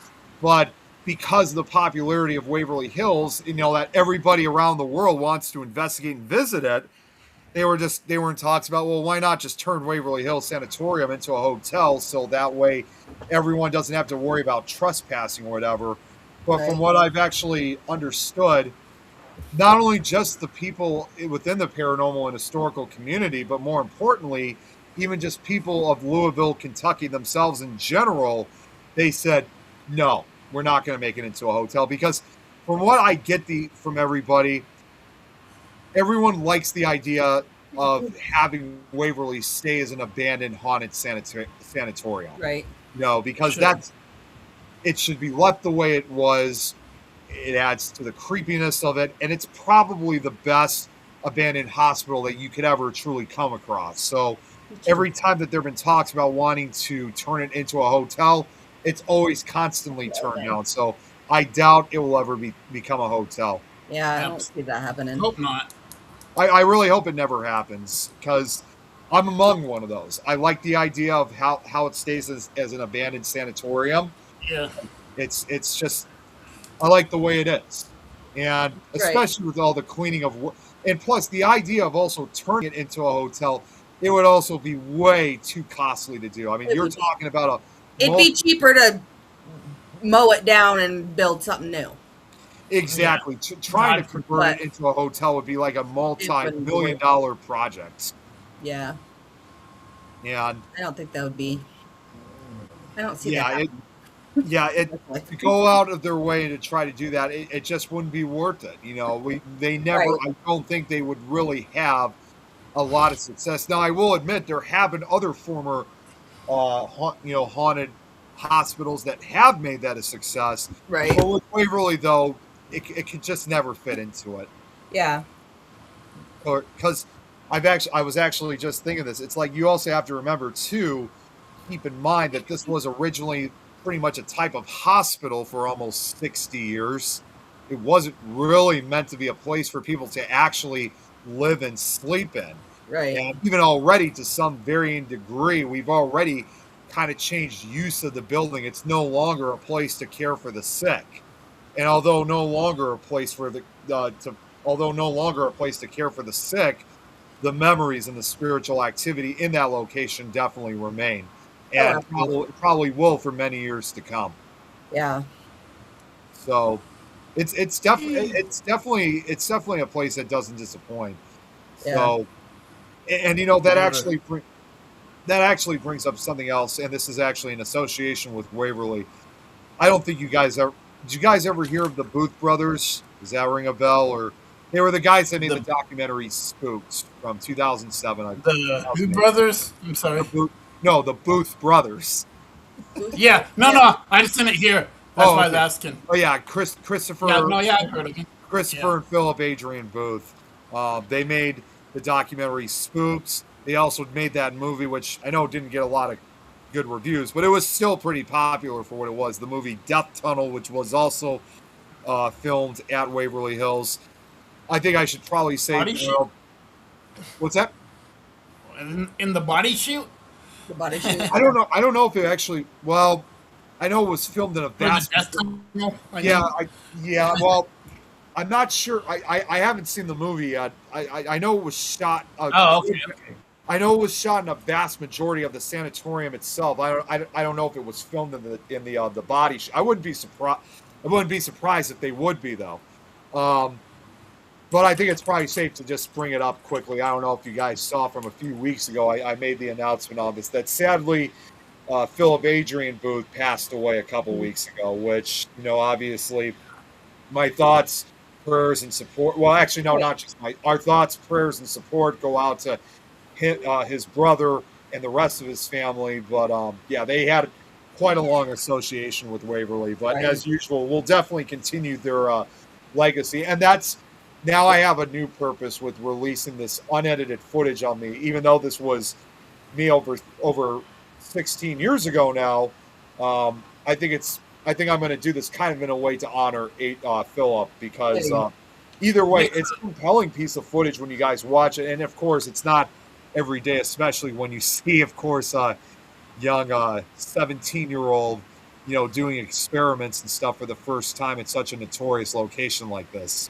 come on, make it like some found footage movie. Come on, Nick. It kind of is. It actually kind of is because when I was watching the tape, and whether the stuff that I did capture was paranormal or not, even if I was able to debunk some of those the moments that occurred, the other things that were still kind of questionable, I will admit, examination of the footage the quality did kind of serve as like one of those creepy found footage horror movies seen on YouTube and whatnot. So, Right. but but you have to remember what the cool thing is that every day you see is not unlike those found footage movies. Everything that you're seeing is all real stuff. So See, and those are intro for the movie, even at the beginning. Somebody said in a creepy voice. Unlike all other found footage, this is real. this is the real deal, yeah. And it truly is found footage because again, it had not been seen for over 15 years. So it does live to the true term of a found footage video. It's legit found footage, not some made up. Yeah. Even if you put it on YouTube, then you can say what you see, comment below. Yeah. Right? See, that's why at some point I'm actually having the interest of wanting to make a documentary out of it because when I also reviewed the footage, even after all these years, I did not expect myself to think that I captured the holy grail of the paranormal. I didn't think I was going to capture anything, honestly. I thought, well, even if I didn't capture anything extraordinary, I still wanted to release this footage because, again, you don't see very many pieces of paranormal footage again of a high school teenager, taking part of it. So it's still compelling for a first-time ghost hunter, to do so. So it's I didn't expect that. So, like I said, I wasn't expecting to capture anything. I thought it would just be a really. I almost would kind of look at it as kind of like a training video for first timers. So because even at only 17 years old, I did everything that I can I was able to remember from the book, and also from what I watched back in the day. And if you watch the tape, you'll definitely see a lot of the things that I was taking part of for the very first time ever. And I am ashamed to admit, and I'm so sorry to say this, there was one moment during the footage, and yes, still at a time when I used to watch Ghost Adventures. This was back when Ghost Adventures was good. There was one time that I also did use the term demon. And I always apologize for me using that term, but that was before I really started learning more about who I really was. Yeah, I'm not a fan of him. So I used to be a fan of him, but after with the way how he changed everything too, that's when I lost my fanship to him. So obviously things are much different now. I know exactly who he is. As I always refer to him as douchebaggins. Not everything is a demon, but also I don't like how he's taking credit from everybody, and also just kind of being he's also just kind of been mean to his other team members. I like the rest of the crew. I still have respect for them. I just don't have respect. I won't watch anything that he's in. So no. Yeah, like I don't have issues with the rest of the crew. I just don't like him and I just don't like Zach. I can't stand Zach. Yeah. Oh, and he actually stole credit from me. In fact, when they also went to Joliet Prison, they stole our credit, saying that they were the first ever investigators to go to Joliet Prison here in Joliet, Illinois. No, we were there before them. So, in fact, that actually played during the COVID-19 epidemic. Oh. I didn't want to watch the show, that episode, but I felt like I had no option. But I literally even said, if he says those magic words, if they're the first investigators to investigate Joliet Prison, I'm turning off the television. And unfortunately, he said those magic words. And I did exactly just that. Of course he did. As soon as he said as soon as he said those magic words, I turned the TV off immediately. Yeah. Yeah, no. Good I for you. know he tried to get in at the Abbey, and they said no. Good, good. Because Yeah, I think at this point, he's just taking all the credit for himself. So Yeah. after, yeah, and he yeah, would. never I mean, found out what he even captured at Joliet prison, nor do I even have any intention of wanting to know because it's not even worth it. it's I'll not. still, Although the basement creature scaring the shit out of him might have been fun. there That's was never, true. if he mentioned about a basement creature, there was nothing like that ever mentioned when we went to Oh Joliet. my God, Chris, could you No, imagine? Abby. Oh, Could you oh, at the Abbey, imagine yeah. Dennis going through Ullathorne with the haunted house set up, scaring the fuck out of Zach? That would be fucking Not people amazing. who knew where he was gonna go. I always walked behind everybody because I was like, I'm either gonna be able to catch him moving a little bit, or he's gonna jump to first person. Because So he could move through that without making a sound. yeah, it was crazy. I don't know if you went through it ever, Nick, but oh my god, when it was set up for Halloween, Jesus. Well, it was set up 24/7 at that Yeah, point. yeah. And once they set it up 24/7, bye. Good night, That Kate. would have been funny to watch, Yes, but that would have Yeah. been great. And he would have done it. He would have done it. He wouldn't give a oh, fuck. Dennis would have loved it because Dennis doesn't like Zach either. Yeah. Right, right. Oh, good night, Kate. Yeah, we're gonna wrap up shortly anyway, so we're Yeah, gonna start it. Oh, yeah. Oh, we have to Kate's, adult birth, part. Kate's birthday is this upcoming Saturday. Okay, well, I gotta just say real quick, uh, Kate, happy early birthday. I Happy hope you birthday. have a wonderful day with you and your family. Um, Happy 36th birthday, Kate. and also, Kate, let me know with what you and your family are going to be doing for 4th of July next Saturday, because like I know we already talked about this, but I'd like to have you over to celebrate 4th of July with us. So let me know what you and your family say and what your plans are going to be. God, they've been shooting off like mad over here. They've been shooting fireworks already Yeah, over there. like the mortars, the big ones. I don't care about the little ones, but like the loud registering ones, and oh my Two of god. my dogs are the biggest babies, Yeah. Yeah, My we old haven't. ones don't care. My young ones always just like, and then there's that one who just doesn't care. yeah, Yeah, mine we don't- haven't really had any fireworks yet, but that Me doesn't neither. mean it's going to be happening. It seems like every time it's always the same year. It seems like after June 25th is when they start going off. It's so crazy. Yeah, Kate, we'll actually, as far as I know for this week, you know what? Tell you what, if you have time tomorrow, because I'm off work tomorrow, other than my dentist appointment and see my social worker after 3 o'clock, why don't I give you a call and see what your plans are going to be? So no, we'll give see. me a call. Yeah, well, no, because I'm just messing. I'm just messing. I think she actually wants to do something. Yeah, why don't I give you a call tomorrow and see what you and your family are going to do for your birthday this weekend? I will say this just ahead of time. Unfortunately, Don will not be available this weekend. He actually has to go to another birthday event of his own. So I can already tell you he's not going to be available, but I should be. Um, but we'll talk more tomorrow, though. Well, we'll see what I can do. You better make her a cake. Crap. My birthday's in like 2.5 weeks. Crap. Oh, really? Wow. So we got quite a couple of birthdays coming up. No new ones. I just had a little niece. Well, I should probably just throw it in too. Let's not forget, of course, you know what I just brought up, 4th of July, aka America's 250th birthday. Can you guys believe it? 250 Yeah. years now? And on the 2nd and 3rd are my two dogs' birthdays, July 2nd and 3rd. Oh wow! Hell, check that. Hey, one of your dog's birthdays. If it's on July 3rd, it's also Yeah. the same day as That's also the same day as Canada Day for Canada's Independence Day.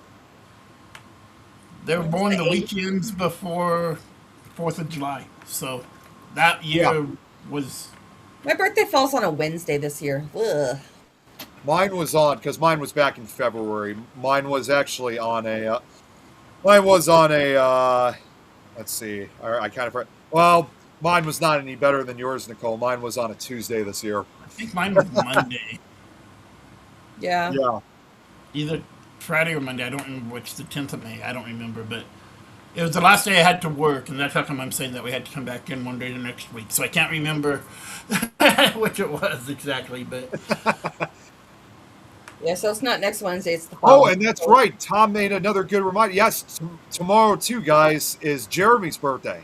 Oh, he's doing pretty We all decent, got to isn't wish he? him a happy birthday as well. He had on your coat. Oh yeah, my vest. Yeah, that was during an investigation. Believe it or not, that was during one of the investigations at the Old Lake County Jail in Crown Point, Indiana. He did How, that how, without my knowledge, because at one point, at the time that we went to Old Lake County Jail, it was hot outside. Now, normally, I would usually wear my iconic vest even during the height of the heat. So, because again, I made a promise to myself that no matter how hot or cold it gets, I was to wear it at all times. Like, just like the real motorcycle clubs, it's to be my most prized possession. I don't ever let it hit the ground or anything like that. I have too much respect for it. But on this particular occasion, it was just super hot and humid that I just couldn't take the heat. So for a brief period, I had to take it off, and I don't know if this was during an investigation or if I was just taking a break while I was outside the building. But Jeremy saw that as an opportunity to grab my vest, and then he wore it himself. now normally I don't usually like vest smells like it. Now normally I usually don't like it when other people are wearing my vests because again I have too much respect for it. There was one time my sister wore it and I was actually not happy with her on that exactly. because again you have to your colors are to be your most prized possession. It's not just a piece of clothing. So I was not happy. But when Jeremy did it, on the other hand, I thought, well, we're all investigators here in the end, and I could not get mad at him for that because it was so funny the way how he did it too. Vest smells like it. Yeah, vest smells like. I don't know if it really smells. My vest never really had a smell. And look at what he said. Sparkly. Yeah, so sparkly. I don't know if it was so sparkly, but it is very colorful. I will admit that. So, how's Jeremy doing? Do you know? I haven't seen any. He's doing pretty good. I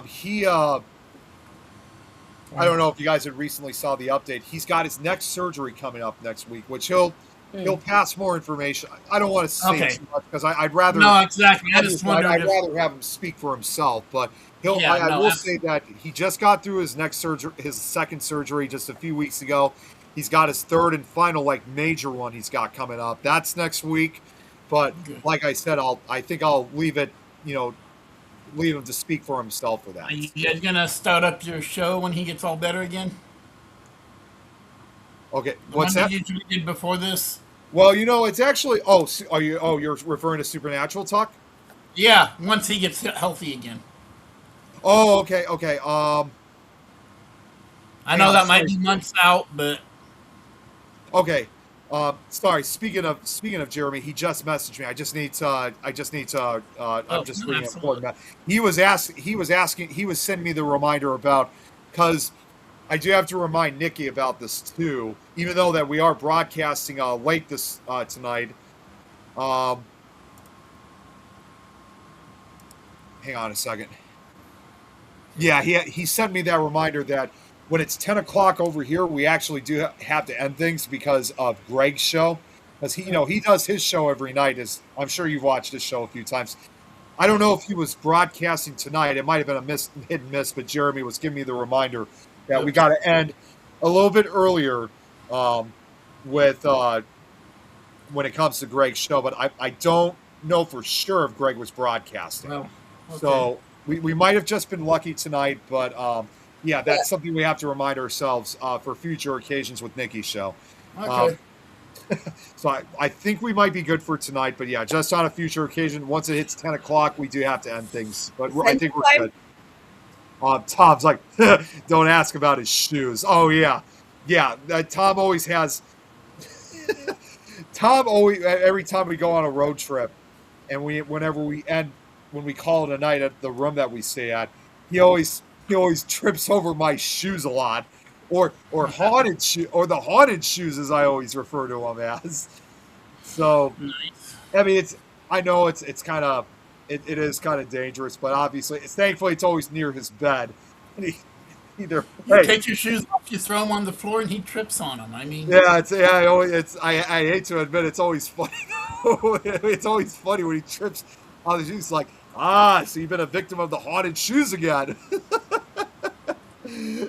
I know I should be taking it seriously, but it is funny at the same time. Hey, if I actually tripped over an actual shoe or something, it's great. Usually I trip on air. I Hey tripped Tom, on a program from Tom, the I know you want Apples. me to get my shoes out of the way, but what Nicole just said, be careful what you wish for because I trip over the haunted, nothing, so if there's be actually careful, something there to trip over, it makes me feel a little better. careful what you wish for, Tom. If it's not the haunted shoes, it might be the haunted air necks that might trip you, and I have no Right. control over that. Right? So, Nicole, have you ever been to the prison jail museum thing in Canyon City? Oh, the Canyon City Penitentiary you're talking. Oh, Colorado. In Yeah. Canyon, Yeah. women's the Colorado Territorial Penitentiary. Yeah. I've been. I haven't investigated, but I've been. Yeah, and then investigated. They're gonna do No, one in July, so I was just but I did wondering. do the old lawman jail in Cripple Creek. Yeah, that one's pretty cool. Yeah, no, they're gonna do a couple like in the next couple months. They're gonna do like one a month. Oh, really? That's Who's cool. holding it? Misty is Oh. the main hostess, which yeah, I'm like oh too, but I do want to kind of check it out. See, when So I was debating that, but we also yeah, Misty I kind also of maybe sent us over, so yeah. She texted me and said, "Hey, do you want to go to this?" And then she's like, "Well, I'm blocked from Dennis." And I was like, "Well, yeah, there's a reason for that." I didn't say that out loud, but I was like, yeah. "Yeah." I was She like, "Yeah, kind of fucked him over, so yeah, I haven't talked to her since Mayhem yeah." at see all. She that's just said, "I'm holding this. You need to come to one." And I was like, "Yeah, your sales must be shitty if you're like hitting people up on Facebook." Chris. I don't remember, but did you know that we did visit the territorial prison ourselves before we investigated the? I don't Yeah, remember. I think you told me that once. Yeah, we did. We obviously we didn't do the investigation. We were just walking through the museum section, but no, we did have the opportunity of visiting the museum section. Of course, Yeah, obviously, I know you yeah. can't. I know you can't gain access into the actual prison itself because No, that's because it's still still operating. active. Yeah, Still an it's active still a real prison. prison. You know, it was funny because when we actually were approaching the territorial prison, because Jeremy was the one who was driving, so Jeremy was taking the right turn to enter the prison, but then I quickly realized, thinking, I don't know if this is the right entrance to get to the museum. So we go deeper into the parking lot, and then we realized that we were going into the actual prison parking lot. You don't So, want to go down there. yeah, we were kind of like, was this? Yeah. It was one of those funny moments where I was like, was this supposed Probably to happen? happens. Yeah, No, I was like, it's was this on the supposed to outside happen? wall. No, I was like, was this supposed to happen? No, that was not supposed to happen. No, that was definitely not supposed to happen. But we're not supposed to go parking right into the prison itself. So, No. I'm debating just to, because they have people 16 and over, and my nephew's been wanting to do an investigation. So I'm debating taking him since he's 17 now. yeah, usually he's pretty How much. I much don't are- have the How much is it? 90, I want to say. I was 90? going to say it wasn't very Yeah. expensive from what I heard. It's pretty cheap, like only $80, $90 for an investigation. And For how long? it's from like 8 to 4 in the morning.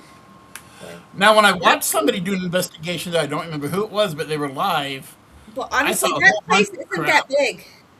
yeah, I saw a whole bunch of crap on theirs, but I've never been able to go. How they can, I mean, if depending on how many people they're allowing in, I guess. I think Yeah. 10. Well, Because and that place for, isn't large. Yeah, Well- 10 to 12, I think, is the maximum they're allowing. well, not only that, I mean, I will admit, if it's from 8 p.m. to 4 a.m. and you have to pay $80, $90 for it, that's a pretty good deal then, because then you're there for the entire night practically. But if Yeah. it's chock full of people, Well, yeah, worth it. yeah, like if it's like a whole bunch of people, then yeah, it's not worth it. But yeah, if it's just like a dozen people or so, that's I'll not just, bad at all. I'll just go book a room at St. Nicholas and do my own thing. Yeah, hey, I'll Really go with great. you there. When we did the last one at the Abbey, it was so funny because everyone there except like 3 people were experienced. And so we did our little thing, and everyone just like automatically just broke off and went away from each other. And it was just like, wow, you just knew. Everyone knew where to go. Of course, I got stuck with all the newbies, and that kind of sucked. But That was Well, I will usually admit that's also awesome that one of your relatives is interested in going, and he's at the right age too, because it's yeah, like with a lot of haunted locations, like they usually say youngest to go on investigations is 16, and that's kind of with how we kind of made our things crew yeah. too, is we made our youngest age appropriation is 16 and over, so he's definitely at the right age to investigate. Well, way back when, Dennis said I could bring him too, but then all the shit happened with Dennis right after that, and yeah. so Yeah, Yeah, my best friend's niece, she calls me auntie also, but she's only 10, but she's super interested in all this stuff. yeah. that's So pretty cool. That's we'll have that And goes to then show there's a next generation already. what's the ones up in the mountains? The Central City and Blackhawk. yeah, well, they got the cemeteries with the witches. Yeah, my Yeah. friend who introduced me to Sean, actually, blah, blah, blah. Anyway, that whole thing. Her sons used to come along and they Uh, would live. Her son was like, her youngest son was like 10 with us that night. And he's like, "What can you tell me about your mom?" As we're walking away, they're like, "Go check out that." And he's like, "What can you tell me about my mom?" And I was like, "Let me tell you." And I threw my arm around his shoulder. "Let me tell you some things." She's like, "God damn it, Chris, don't tell me." I went to high school with her. I grew up with her literally from like second grade all the way till we graduated. yeah, I was actually up in Blackhawk a couple weeks ago Nice. because Mike's birthday was the 16th. Of course I It was his big 4-0. Um, Wow. I didn't even know he was that I, old. Wow. I'm a cougar. I'm older than my husband. Uh, You like those Navy guys, huh? right? But one of his Navy buddies came out from San Diego and surprised him. So we took him up the hill. Well, Yeah. I we each brought about $200 to gamble with. Yeah. Yeah, I came home with 700. Nice. Yeah, I got some buddies that know how to gamble. They're ghost hunters, psychics, mediums. They Yeah. went to the Abbey a few times too, and I told them about it. They didn't even know about it. They're like, "Where's a cool place to go?" And I told them about the Abbey, and they were just like, "Oh, okay." I was Yeah. like, "Well, here's Dennis's number here," and so they said, "Well, you come and guide us through. We know you." I was like, "Okay." So I kind of got to give him the tour, and Dennis got to just sit up in his little I know. command seat at night, and Yeah, and those last few times or whatever when, Dennis's breathing and was really bad. He yeah, couldn't, that's why, I went down and helped. So he yeah, didn't have to do all of it, run up yeah, and down and give everything, if he wanted to come and, tell the story or whatever and do the thing and then go sit and relax. Cool. yep, yep. I know where I'm going. Yeah, I always offered him, and he's always like, "No, Sean's coming. No, Nicole's coming. No, blah blah blah." And I was like, "Okay, cool. As long as you got somebody there, Yeah. dude." Because So I yeah, have a question for you guys too, and this goes back to the territorial prison. When you were talking about the investigation that's coming up, yeah. Chris, I know, of course, if it's involving the museum, but is it also involving? Because we never did get to check this out. Is that also involving the deputy warden's house? Because that's also, I think that isn't that part of the museum too. I don't know. I'm not sure. I've been there a few times and I've never did the deputy warden's house, so. Let me see.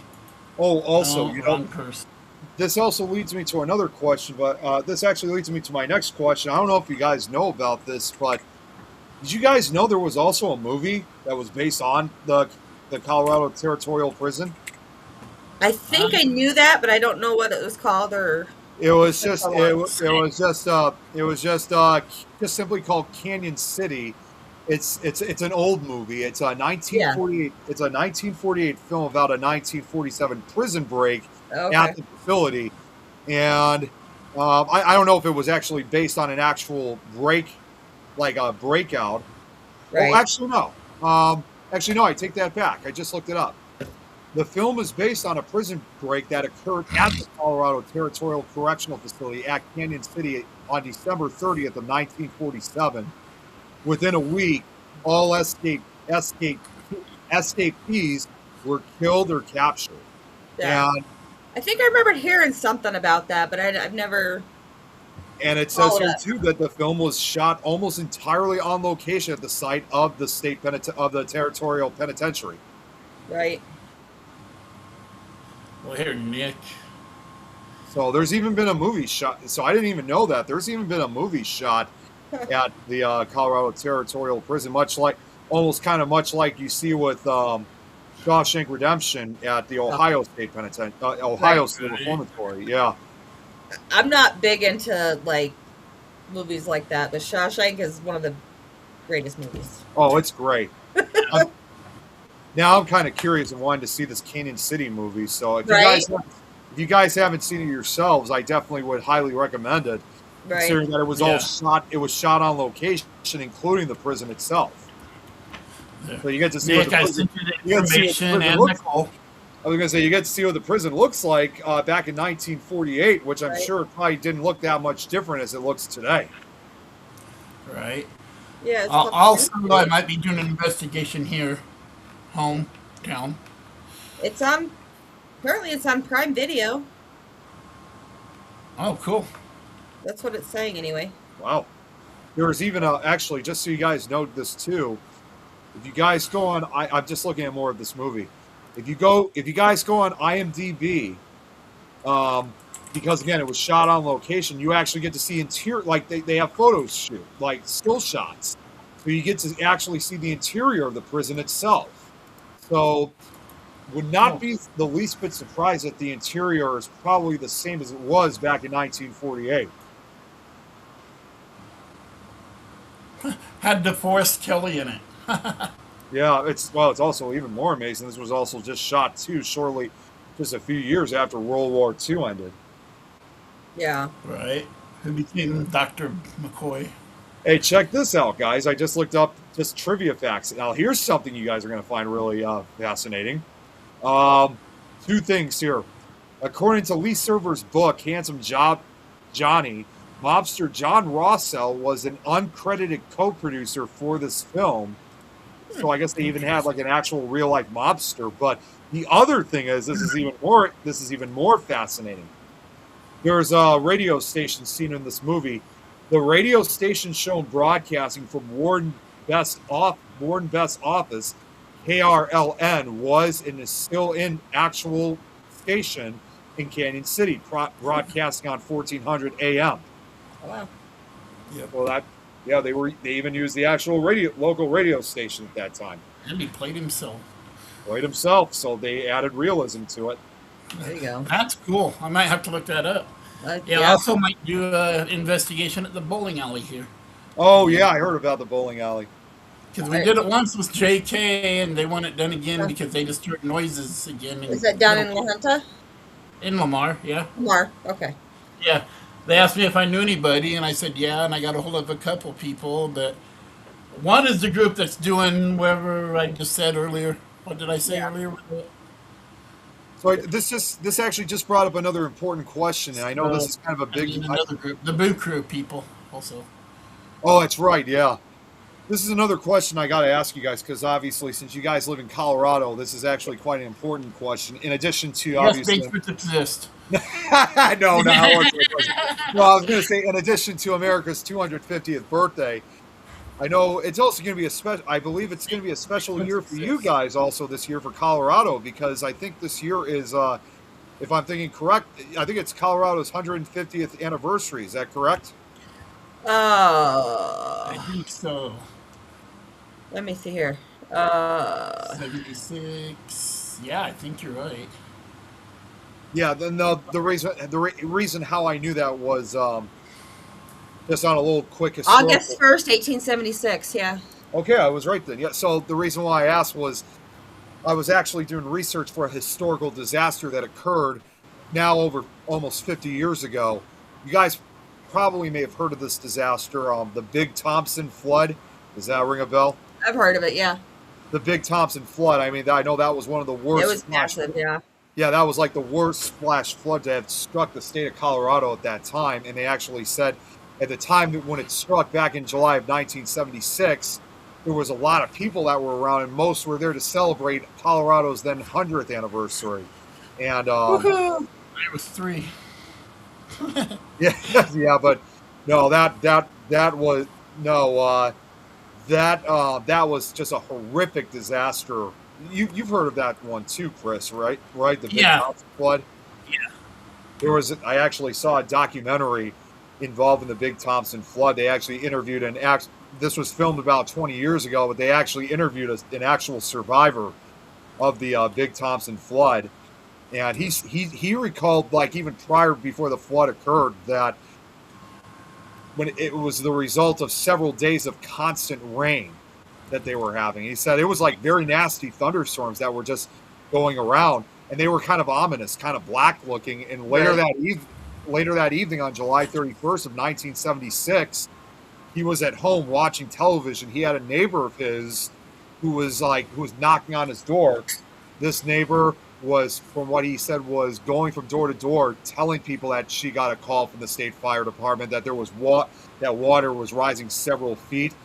And they did say, like, since the Big Thompson River often floods when it rains a lot of times, it often rises. He didn't really think anything of it, because most people assumed that night that tonight was going to be the night of another flooded river, and they would just be continuing whatever they were doing, hoping the storm would just let up, like most of the time it does. But still, he walked out to the river to check it out for himself, and when he walked over, he was shocked to see that the entire canyon was filled with several feet of water, and he couldn't believe with what he was seeing. And then just as before he could react, he actually got swept away by the dark, raging waters. And I mean, he couldn't keep his head above water. He thought, I'm going to drown here. Eventually, he was able to, like, climb onto, like, a piece of debris or something, but then a nearby wall of debris actually began to collapse, and that's when it just broke away immediately. So next thing you know, a wall of water nearly 20 feet high came directly barreling towards him. He said that he recalled that as he was going downstream, tumbling, he remembered he hit at the end of a telephone pole that was right next to these 3 trees. He grabbed immediately one of those, and he hung there, and he literally spent the rest of that night in that tree, cold and terrified, but alive. But I'm sure, as you guys know, at least 144 people weren't so lucky and died a brutal death, including the neighbor that warned this guy and saved his life. Yeah, that was 5 years before I was born. Did you guys I've actually? lived here long enough. Damage. Yeah, well, did you guys hear of how most of the people died? You would assume it was drowning, right? Did you guys hear how they all died? Most of them died, actually. Buried and whatnot. No, they died a brutal death. It wasn't even drowning. Most of the people that died were swept away by the floods and then hit the rocks, and that caused their deaths. Impact. Very, very brutal and painful death to go. So there. Yeah. So since then, obviously, I know they've taken more extra precautions to make sure another flood doesn't occur like that again. But anyways, just to go back with what I was originally saying, with Colorado's 150th anniversary, there is something you guys should know about. And this goes back, in fact, to the territorial prison. Something that I'm sure you guys want to know something about that prison and the anniversary that's coming up. Not only is your governor going to be talking and speaking, in celebration of the anniversary of the state, but I believe the governor, I believe the warden of the Colorado Territorial Prison is also going to take part in the anniversary itself, because yes, the territorial prison may be a place of punishments for people who committed crimes, but obviously it was the only prison that opened prior to Colorado's statehood. Right. Oh wow. So it does. It makes sense to me, because it's no wonder why it's still called territorial prison, because it was still at a time when it opened at a time when Colorado was still a territory. Yeah. So just a word of note that the Colorado Territorial Prison is actually taking part in some way, shape, or form of the 150th anniversary of Colorado. That's cool. Yeah, that's probably up that way soon. Yeah, definitely continue checking for updates on it.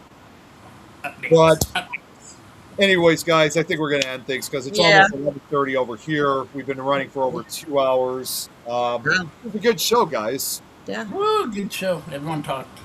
Yeah, we got to catch up with everything. We got to talk about a whole bunch of fascinating stuff. So I'm glad you guys all arrived.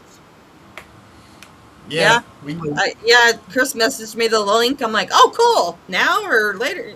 No. Okay. Well, give me a few. Cool. I know she sent it to me, and I was like, I'm in the middle of dinner. Give me a few minutes. I didn't tell her that, but in my head, I'm in the middle of dinner. Give me a few. So that's all right. But no, it's good to catch up with everyone. So and catch up, but it's definitely bedtime. I'm gonna call it a night because I got to get up at 10 a.m. tomorrow because I have a dentist appointment. So I'm not looking forward to it. Well, the thing is, I know it seems late, but I'm actually going to be up for a while because when I get off after this, because it's 11:30 in about a half hour. Chris, you're going to know exactly what I'm going to be doing, but I'm going to start decorating again for upcoming 4th of July. So I got to get the stuff out. Red, white, and blue. Red, white, and blue. So there you go. But even though we didn't have very many viewers watching, I still want to say thank you to everyone who did tune in. Thank you, Nikki, for putting this putting this together so we could have a show and catch. And thank you guys, obviously, more importantly, for taking the time of coming on because again, we were definitely overdue for this. Yeah, it's been a while. Needed. I've been waiting for one. I was like, God, let's do one again. Yeah. Well, as usual, it's probably going to be a couple weeks. We'll see when Nikki wants to come back. Obviously not. No, I get issues. I know stuff happens. I was just like, God, I want to have one again. So I was just kind of shocked. Yeah. we'll be back on in just a couple of weeks. But again, thank you guys for taking the time coming on. Thanks for everyone who tuned in. We'll be back in a couple of weeks. What's your Fear Fans coming up, Nick? What's that? What's your Fear Fans coming up? We just had a Fear Fans episode earlier this week. Yeah, I know. I watched it. I mean, what's the next one going to be on? We haven't decided what movie it's going to be yet. Okay. In fact, Don actually left it up to me, so I'm still deciding. Oh, a good horror movie. Ghost Rider. Oh, The Changeling. Oh my God, The Changeling. That is I love this movie. Oh, that's one of my favorite paranormal movies too. I love it. I love it. It's my favorite. You know, it is partially based on a true story, right? I know. Yeah, I actually did I actually did a Nick Files, a slideshow Nick Files episode on it of the real events that occurred back in 1968. So you can do The Changeling and have Nicole on there with you guys. Yeah. I love this movie. I love George C. Scott too as an actor. So. Oh, George C. Scott. Yeah, his performance in that movie was incredible, and I forgot her name, but his wife too was just as good. Yeah. Yes. Yeah. I loved that movie. It's like that was probably I would definitely say The Changeling, in my personal opinion, was probably the most perfect example of a paranormal investigation that also not only that actually happened, but also that took place in the 1980s, because this was still at a time before we had all these paranormal shows, and they did it so well to make it very realistic. Yeah, it's my favorite. I haven't watched that in so long. I'm gonna have to add it to my bucket list to watch again. Yeah, I've seen it. It's just been so long. I don't know. Right. So you just gotta make sure you get that one, not that new version. God, no, that one. That's not even that's not a remake. They're just it's just the title they're using. I know. It has no relation to the original. That's not the same thing. Yeah, it has nothing related to the original. It's just the title, and that it's a completely different movie and plot. It has nothing to do with it. But yeah, if I do decide on The Changeling, I'll let you know, Nicole. But in fact, what we'll actually do, Chris, just like I did with Amityville, is maybe we can make it a crossover again between Fear Fans and Nick Files, so I can talk about the true story behind The Changeling as well. There you go. There you go.